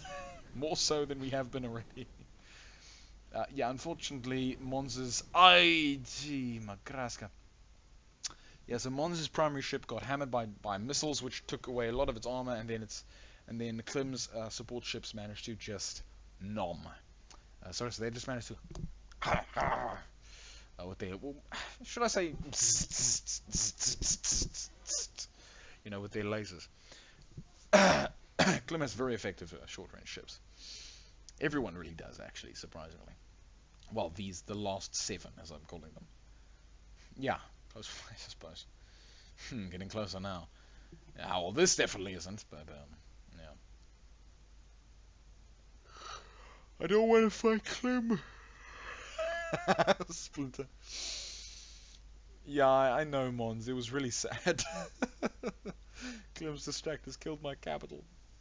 Why am I reading it? Viewers can read it. You can see it right there. But I suppose I want to read it to draw attention to it if you don't know who's saying it or you're trying to watch the action, which I can respect. That's fine. Or if you're not watching this in 720p and it's just too small. But whatever. Yeah. When I fought Clem in part 1, he took out 1/4 of my fleet within the first, I think, either 5 or 10 seconds. He's very scary. Shame, Owl. Yeah, Clem's torpedo spread is a daunting thing. Watch this. Ba ba ba ba. One ship gone. Well, one support ship gone. Ba ba ba. 2 second support ship gone. That's 3, 4. You know, the 5. Yeah, you see, I mean, 6 actually. No, no, 5. 1, 2, 3, 4, 5, I believe. Okay, actually, 2 of those 5 are still clinging on to life, and the other one only got hit so much. And the other one actually only got taken out now. So, but yeah, still 5 with the first bloody alpha volley. And that's like half of Mons is distracted. So that is an issue, you know? Mons, I do love your fleet composition, by the way, not to mention the colors. It reminds me of, like, it's very, you know, I love that sort of dark with neon feel. I mean, a lot of people do. A lot of people do. For some reason, it's just very appealing. I suppose kind of because it reminds us of a campfire, maybe in some way. You know, the darkness behind in the distance of the night, and then you have the campfire crackling in front of you, the bright red. But yeah.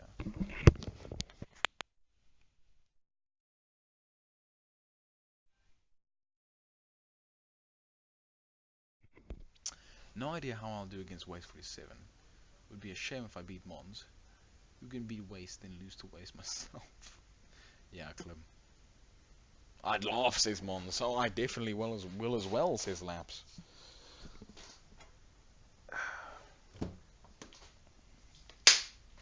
Right. The ships aren't very durable.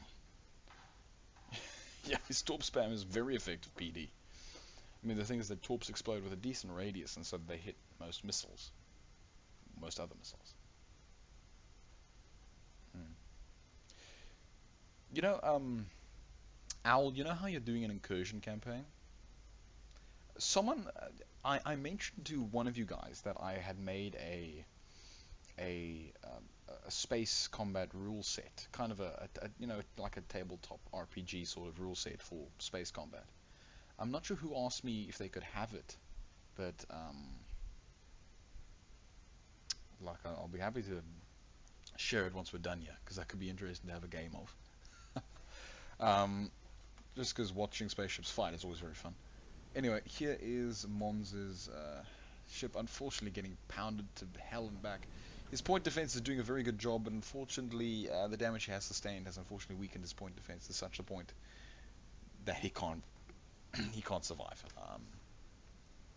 But yeah, that's a shame. Um, why are you taking me out here? Alright, because Mon still has a few other little ships running around the outer regions of space. Either way, there goes Mons' main ship, which is quite sad. The torps, oof. The torps are and oof. Where the hell did oof come from, by the way? Dear God, you know, my lady friend is making that joke. She's like, oof, oof, oof. It's like, what the hell? People are making this, they're just like, oof. There's the underscore underscore oof. It's like, where did this come from?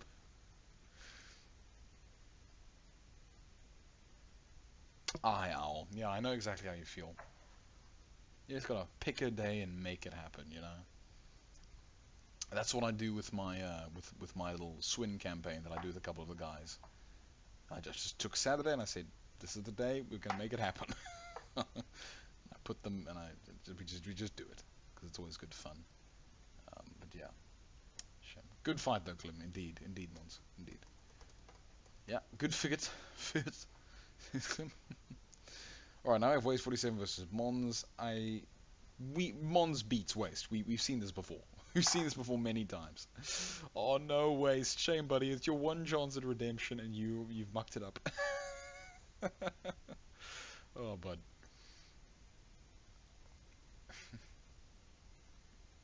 Oh yes, yes, yes, yes, yes. It's the death sound from Roblox. Dear God. Why?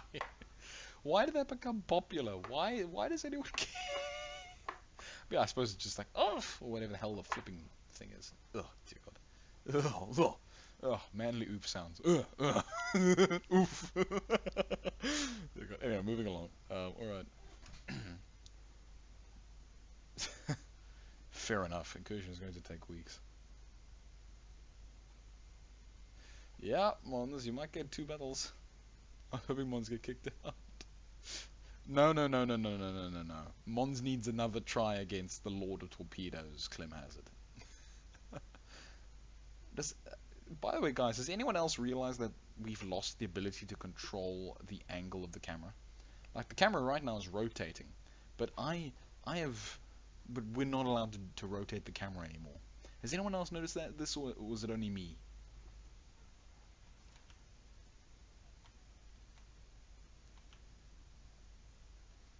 Mons, what are you doing, Mons?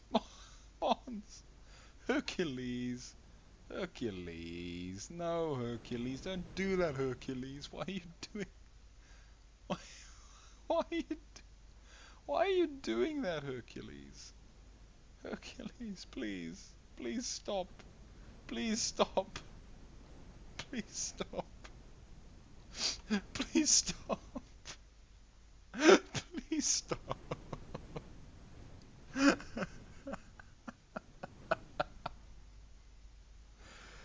Ah, I give up. I just, I.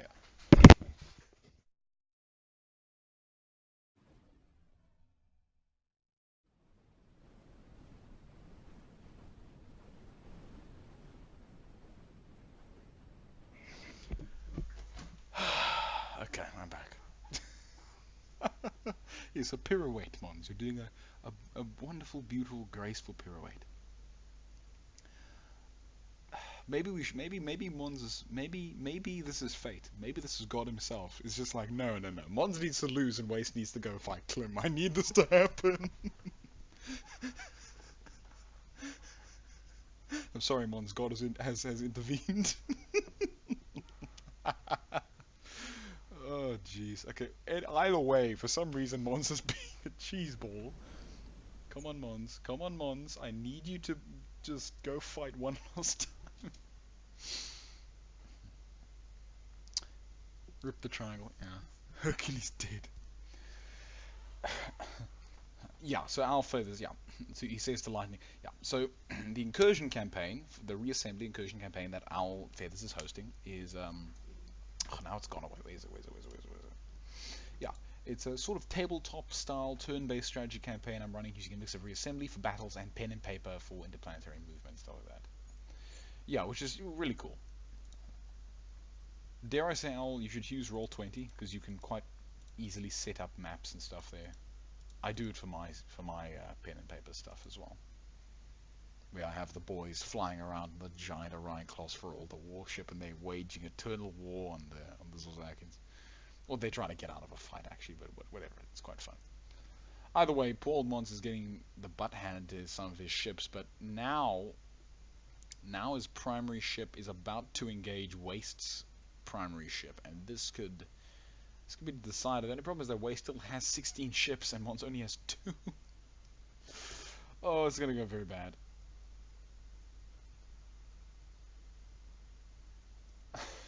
Shame tank. Yeah, you know what? I force myself to have free time, but now I have a week and a bit of free time. That's why I'm doing this right now, because I actually have some free time. I have some stress-free time, so it's very good. Shows are over. Armageddon is dealt with for a little while, so I can do stuff. Yeah, you might like it, Alpha. It's quite reliable, especially for having like handouts and all this other stuff, and for it's also quite easy to learn. There's lots of little tools to help draw things. You can draw stuff. The people can draw stuff. Whatever, you can import images and do whatever you want. You can have a lot of fun there, and makes life quite easy. And yeah. If you want an example of what a Roll20 looks like, Alpha, go onto my channel and just look for any of my For Older Down episodes, and you'll see a decent example of what it looks like. The latest video should have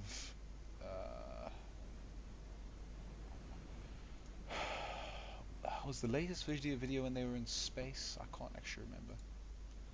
Either way, Mons is slowly having the same thing happen to him again, which is ridiculous. I'm sorry, Mons.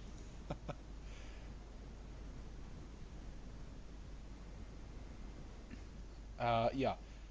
Alpha is go look for Feralda down Forever Cold War Day 7 Rise Feralda. It's like 4 videos ago. Go to the very end of it and you should see the galactic map, I believe. I think I showed off a little bit there. Or at least, kind of what I managed to make using Roll20. Either way, enough of enough of pen and paper. Oh, Mons! Mons! What? When was this? How did? When? Why? What are you talking about? What? Mons! How did you? Mons! I didn't even see that. My mind has exploded. Jeez, okay. Alright, so Mons clutched victory from the jaws of defeat there, like the insect exterminatus he is.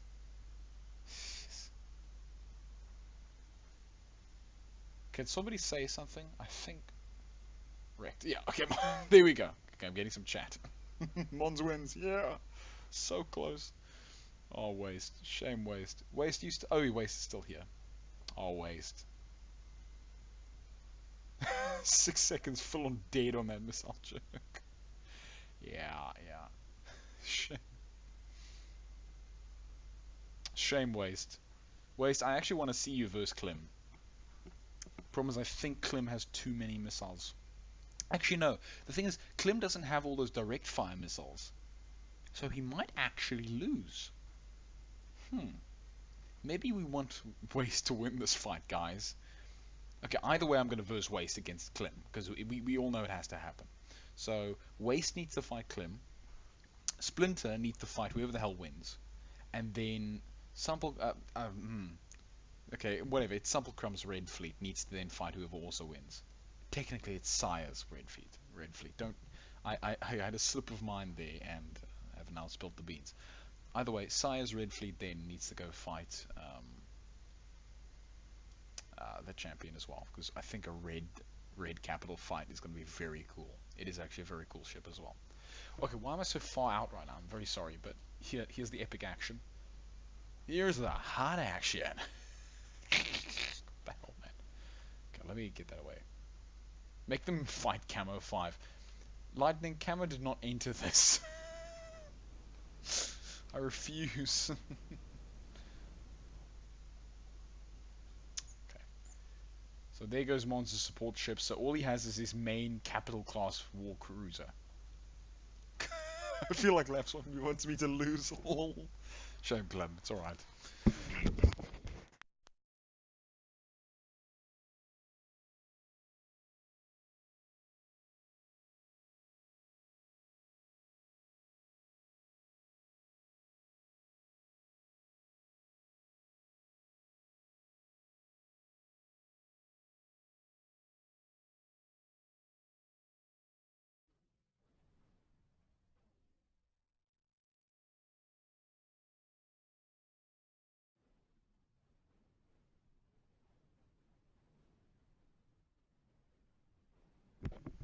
Okay.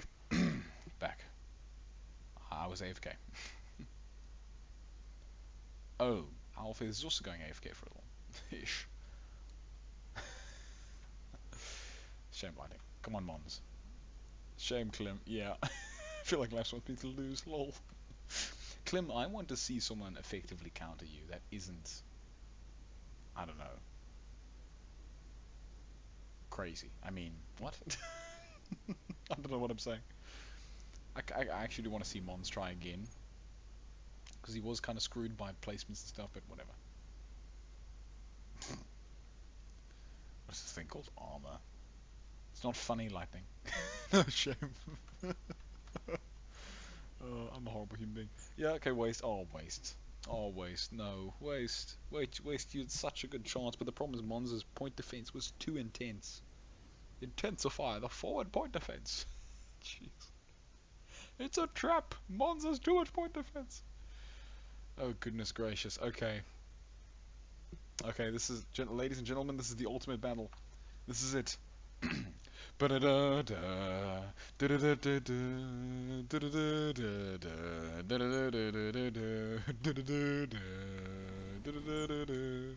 So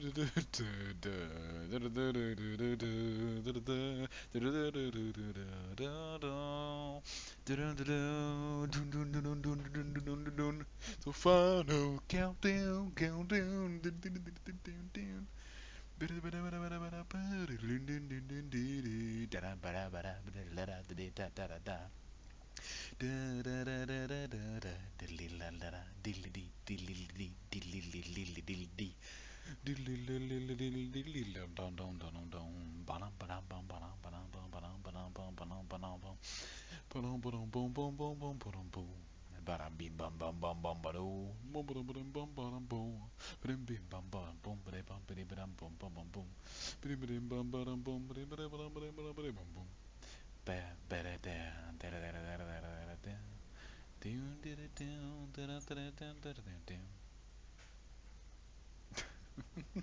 I had a lot of fun. Waste was so close to getting revenge on Mons. He really was, actually. He really was. But unfortunately, not. Nah, some torpedoes will go through. What you talking about, Mons? Yeah, I mean, okay, some torpedoes to get through, but it wasn't enough to severely damage you. But this time around, though, the issue is that Klim has enough ships to negate your point defense. And also here things are digging in from behind. Mons, why did you take a station shield? I mean, you of all people should not be taking a station shield. I mean, a regular shield might have covered that quite effectively. I mean, I understand that it's because you wanted to sink points on it, but you could have just put more points in the railguns. Okay, then again, it might have not looked as cool then. Well, then more points into blast pulse around the rear. You know? Oh, shame, Mons. Shame. Okay, so Klim has won this round. You win this round, Klim. Oh, by the way, guys, if you want to go get like what's it called? What's the game called? Zombie Panic Source downloaded and installed. I'll play it. I'll play it with a few of you afterwards. Just because I feel like it.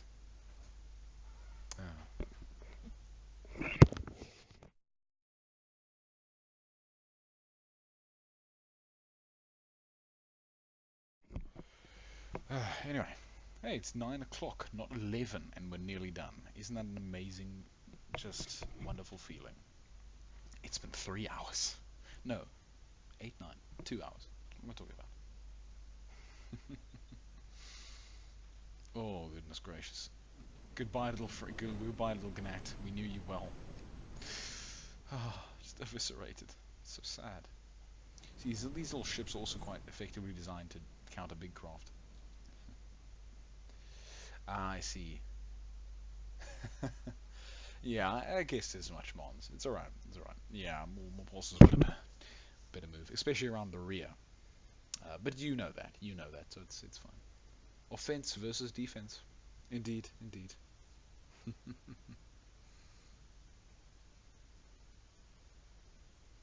mean, I suppose it does buy you a few extra seconds every now and then, because you can see it shielding up. But I mean, oh well.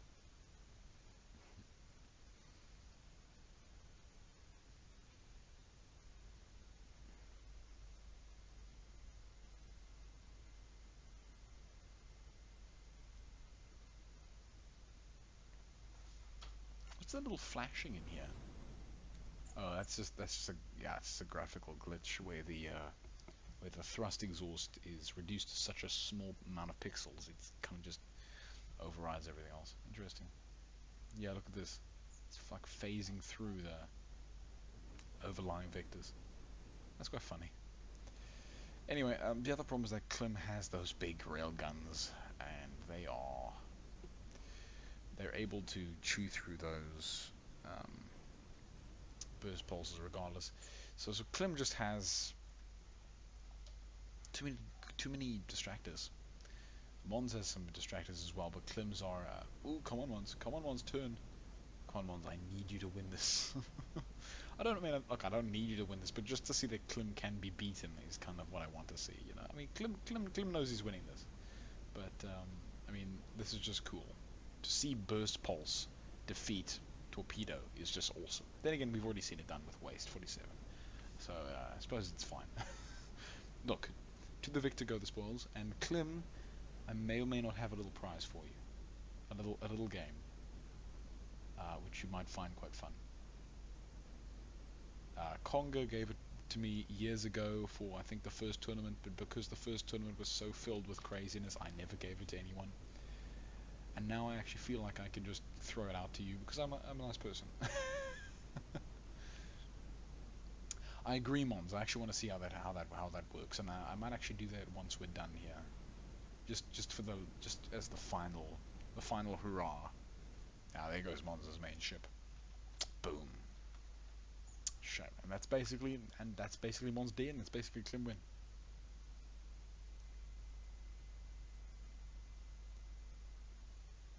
Yep. And there it goes. Terran Capital Bombardment Fleet. Klim Hazard wins. No, it's not Space Corn. Dear God, no. Well done, Klim. Well done. So Klim Hazard is won. Going to do a few last final rounds just to cement who we think is the ultimate. Rip tank husk. Okay, so this should be interesting because Mons is a slight P deficit and Klim as well. Let's go for it. GG guys, GG. Very good game, very good game. Hard fought. HF. Okay, so let's see this. Ooh, I've never seen Mons' missiles get fired. I've actually never seen them fire. That's crazy to think. Ooh, oh, that was beautiful. It just got shut down, man. It just got shut down. Oh no. Oh no. Wow, it's amazing to see a battle go quickly. It's beautiful. Just look at the rate of fire on that thing. Just and all the burst pulses go, and they just shut down everything. Oh goodness gracious! Here's the. Do you want to know what half the problem of this is? Because Mons has two spinal proton beams, protein beams. Since all the torpedoes go through a central convergence point, the antimatters and the railguns and all the stuff that's hitting around about here nullifies all of them before they even get close enough to the ship. That's really sad. Ooh, yep. Yep. Yes, Clem, let's just say thank God, because Mons' ship is freaking ridiculous. Look at it, it's giving zero shits and it is carving right through you. Yeah, pretty much. It's beautiful. I love that.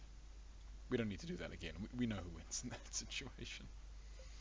Okay, now since Clem won, we get to go. What do I want? RSM Tournament, Capital Class. Now I want Saya. Oh, this is going to be fun. Okay. Then we need Clem. I'm not going to do... shall I do Splinter? I don't think I should.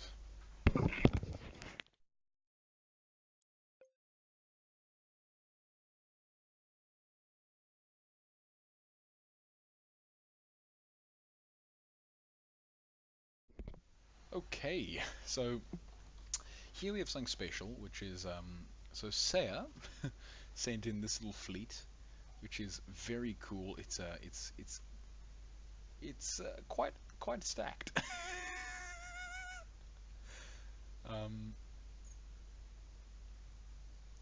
It's a very daunting red fleet with some heavy thruster. You can see this is the capital and this is its alpha. The rest of these are betas and kind classes, and they're very cute. Look at these little things; they're so sweet. But they are quite terrifying against the right type of enemy. But as you can see, against the torpedo, oh, they just don't do very well. I mean, their Tempests excel brilliantly, but the things that they actually need to attack the enemy. Oof, there goes the capital. Yep, and that's why I didn't allow red capitals. Oh. Is that enough Tempests? No, it really isn't lightning. Twinkle, twinkle, little star, how you die so bright tonight. Oh, you're not wrong, sire. You really are not wrong. It's a beautiful fleet and it's very cute in its own way, very sweet. But unfortunately, it gets annihilated. It's a very nice fleet and there's a lot of effort into it. I mean, just the hyper stacking alone. I don't know how you do that, but okay.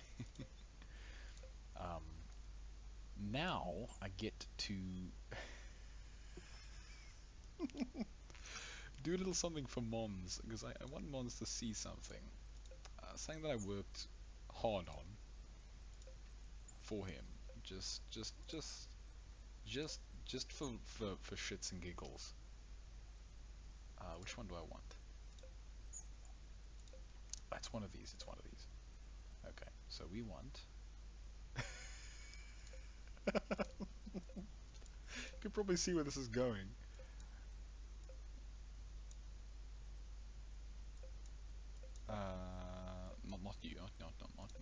Not you, not you. I could tell Mons, it definitely was designed to wreck other capitals. But speaking of things that you have technically designed, I want this, and then I want this one. Okay. Perfect. Mons, I hope you're ready for this.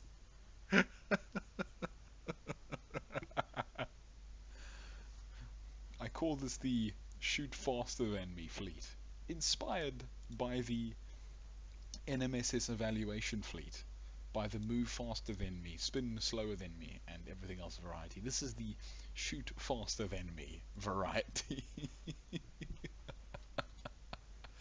And it's a little bit, it's very fun. It's very fun.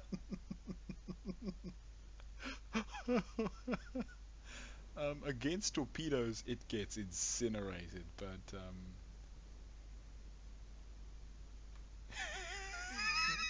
yes, it is once. It is literally move faster than me, copied to extremes. Oh.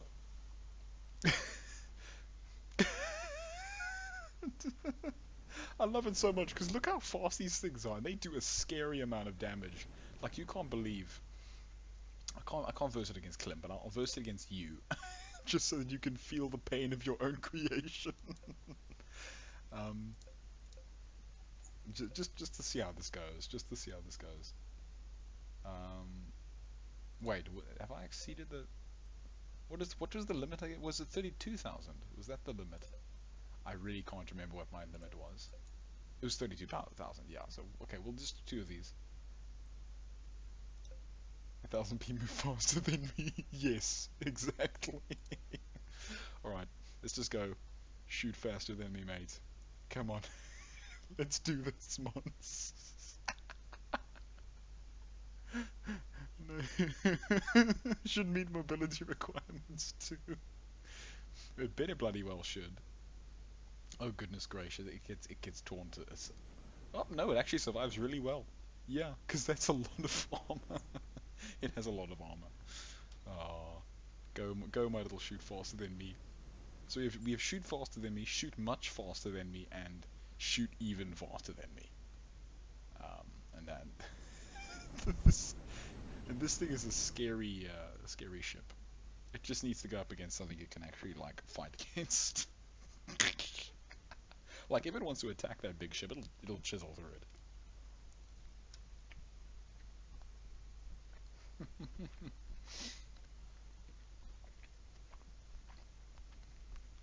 Sorry, I'm having a little bit of hot cross buns with cheese.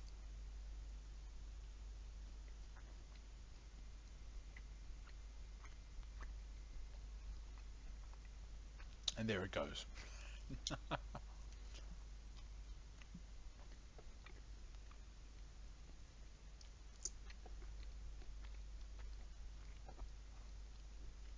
Problem is it doesn't have enough distractors.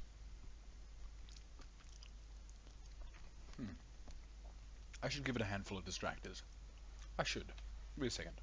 Let's do this. Let's do this properly. Let's go take. Yeah, let me see some We want a bunch of move faster than me's. It doesn't matter if it's valid. We need to make this happen. It doesn't matter if it's invalid. It doesn't matter if it's invalid.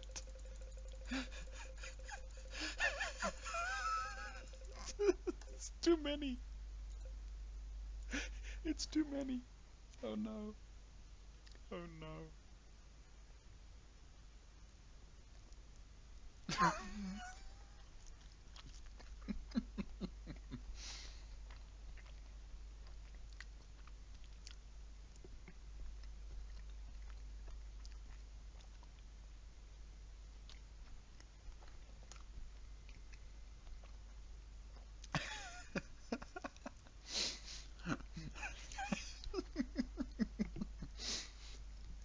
Way ahead of you, Mons. Way ahead of you. Look at these little things. They're beautiful.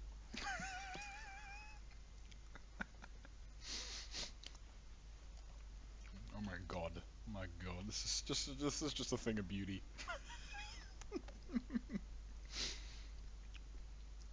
I wonder if it meets the speed requirements. Most certainly does, I'll have you know. Oh jeez.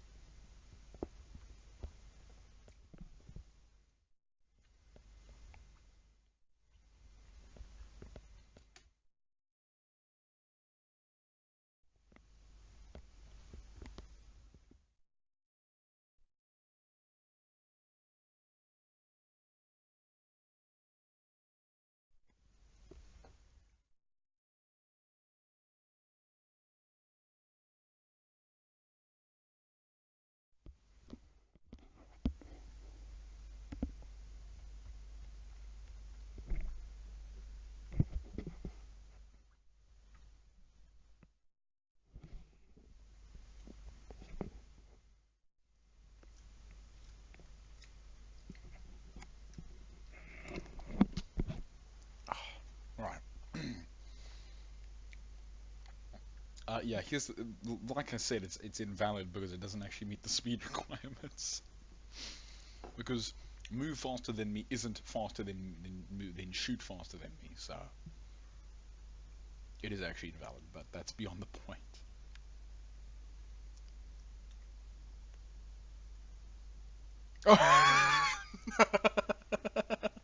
You're not wrong, actually, Mons. It has to move faster than me.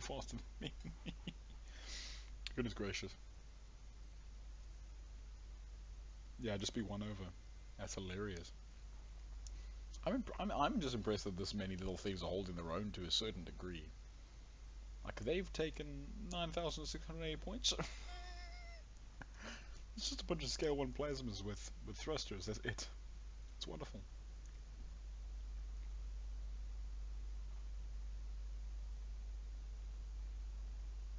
Oh, I was about to, Clem. I was about to.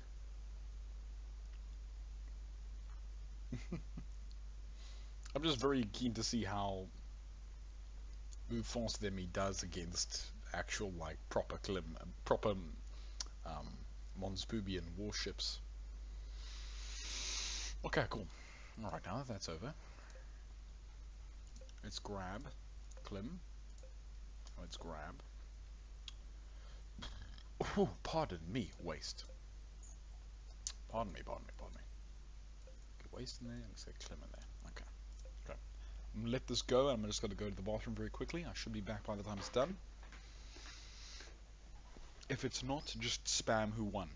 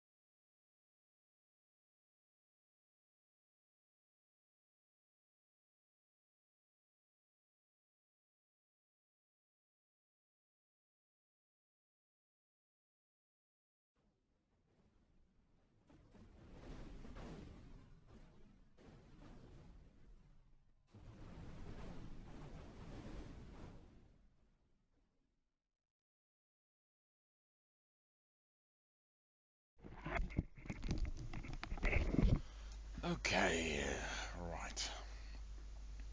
You better get back to the office, Splinter. Cheers, man.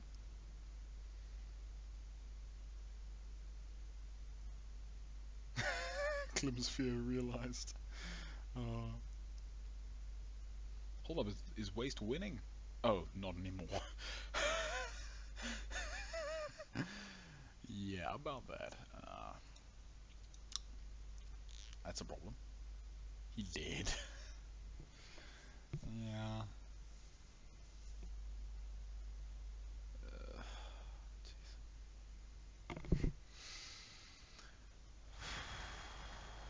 I am tired.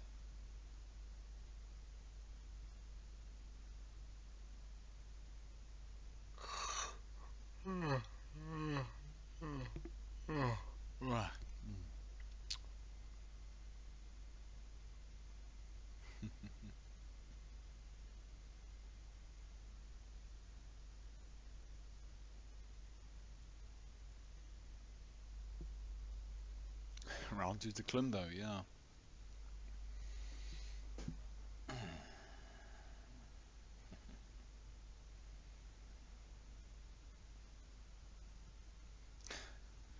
Yeah.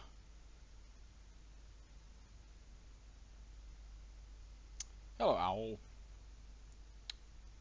I'm trying to catch up on what I missed. Let's actually look at chat. Let's actually look at chat. Feel like another victor. Fight it against me. Lightning. We're not going to fight anything against you. Shame. You know your ship would just combust in seconds. Anyway, this does give me an idea for a tourney, says Splinter. Rockets as PD. Tank cask. Well, waste support fleet is a almost non-factor. Alex with support feet. What the hell? Okay, tank fleet rockets versus torps. I better get back to the office. Yeah. Lightning suggests me. Yeah. Tank cask with Klim's fears realize his mons. Lol. Yep, he did. A waste. Round you to Klim though. That was what I thought would happen first. Back sup. Klim 1, Mons was second or whatever. I got a lucky spawn there. Mons was second or whatever. Lightning, what the hell? Yeah, so Klim's gonna win this one. I'm just call it for all of our sakes. I'm getting quite fatigued.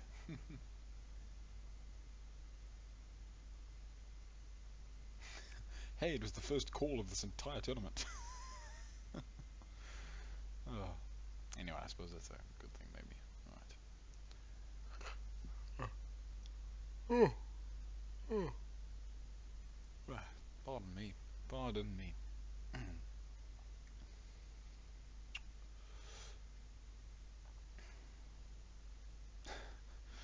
Alright, so apparently Waste won the previous one. I really want to see how he did it.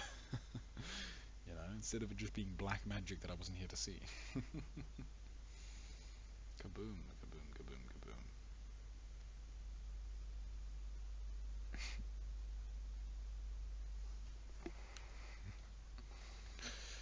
Okay, yeah, so Waste's primary ship is maneuverable enough to take out these other support ships. I mean, look at this. Oh, also, yeah, Waste also has a station shield, hilariously. Yeah, which, you know, I mean, I can understand it's primarily just to buy, it's primarily to buy in time against, you know, attacks from the rear and whatever. But also it covers him from splash damage, at least for the most part. I mean, you really are paying for shields to protect you from splash, and not much else.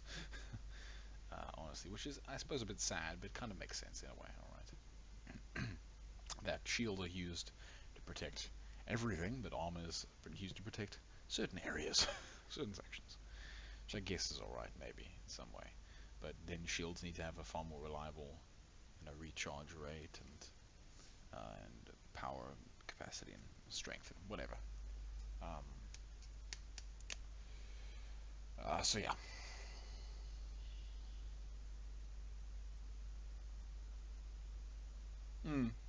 You're not, yeah, you're not wrong, Al. Yeah, and also it gives it strength without, you know, costing it all too much weight. The only problem is that once again, Waste is going to get expose his butt and get annihilated. And then this one we can just give to Klim. Maligo. Nah, that's okay. Great. All right, everybody. Well, that was really fun. I was gonna let the Victor verse, not the Hitcher support class. Where is it?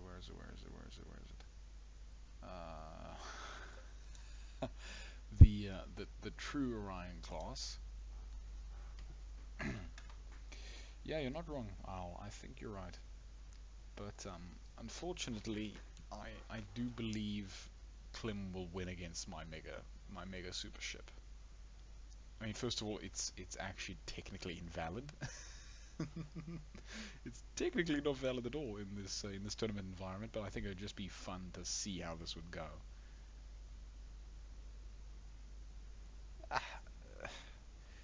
The cost isn't really the factor here, it's functionality really. If they're 50%, if they're 50 points cheaper, okay, but I mean it's the actual functionality of the shield that we're more so worried about. Cost, less of a factor. Station shields though, yes, but I mean the thing is you're paying for that wide area. Yeah. I was late in because I was having trouble on the late mission of Ruse. Oh, the last mission of Ruse. What's Ruse, Tank? Or Husk? Yeah, you were just in time to see explosions. In fact, what are you talking about, Husk? You were here from like halfway through. True. It does help make shields much better, but doesn't it also help with actual block respawn times? That big thing is like 130,000. It's way over cost. Way over cost. And it's going to lose because in a comparative cost way, its cost does not measure up to its HP. Okay, I suppose it kind of does, but in the same way it doesn't. Yeah, basically. A big thing, yeah. I'm trying to make a new Ruse is a World War II RTS game. Ah, okay. Very cool. Either way, I believe Klim is going to win this. But anyway, so Mon says, Ruse is a strange game built around deception. You can call in fake attacks that look real, ones on radar until they get near the enemy. Ah, okay, that's quite cool.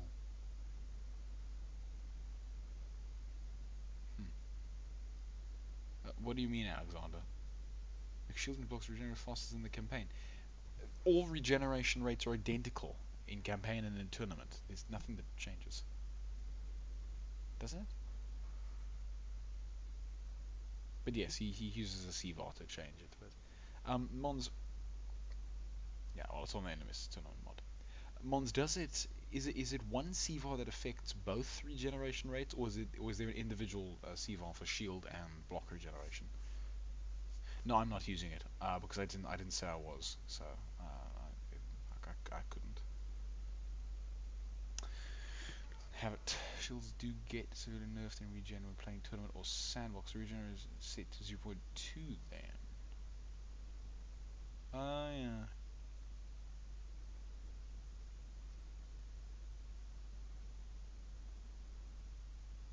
Really? Okay, that's weird. I suppose I should be using I should be using the tournament mod, but people don't tell me this, and I don't take much account, I suppose. Okay, that's very interesting. Yeah, CVAR only affects tournaments.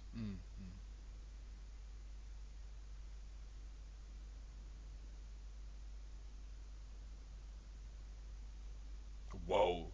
Campaign regeneration 5 times tournament rates by default. Oh, of course, because 20 is 1/5 of 100%, of course. Okay, that's quite cool. Fair enough.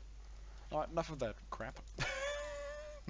Well done, Klim. I'm going to send you a little gift code for a game when I get around to it. It should be quite soon. Yeah, I wasn't using the Animators Tournament mod simply because I actually didn't know that was a thing. I I actually didn't. But now that I actually know, I'm gonna use it. You see, this is why we need a page just summing up all the things that we should know, because I didn't know that. But okay. Because honestly, that's quite useful for testing. Because a lot of people do kind of fly their ships or build their ships in campaign, and throw them against agents and stuff, just to sort of see how they kind of do. So, it could be quite interesting. All right, no, cool. I'm gonna grab the Nemesis tournament model next. In the next game, we'll use that. Um, but yes, I think the next tournament is going to be like things that raids and sentinels and all those things. They're cool and all, but they're relatively limited in their weapon choice.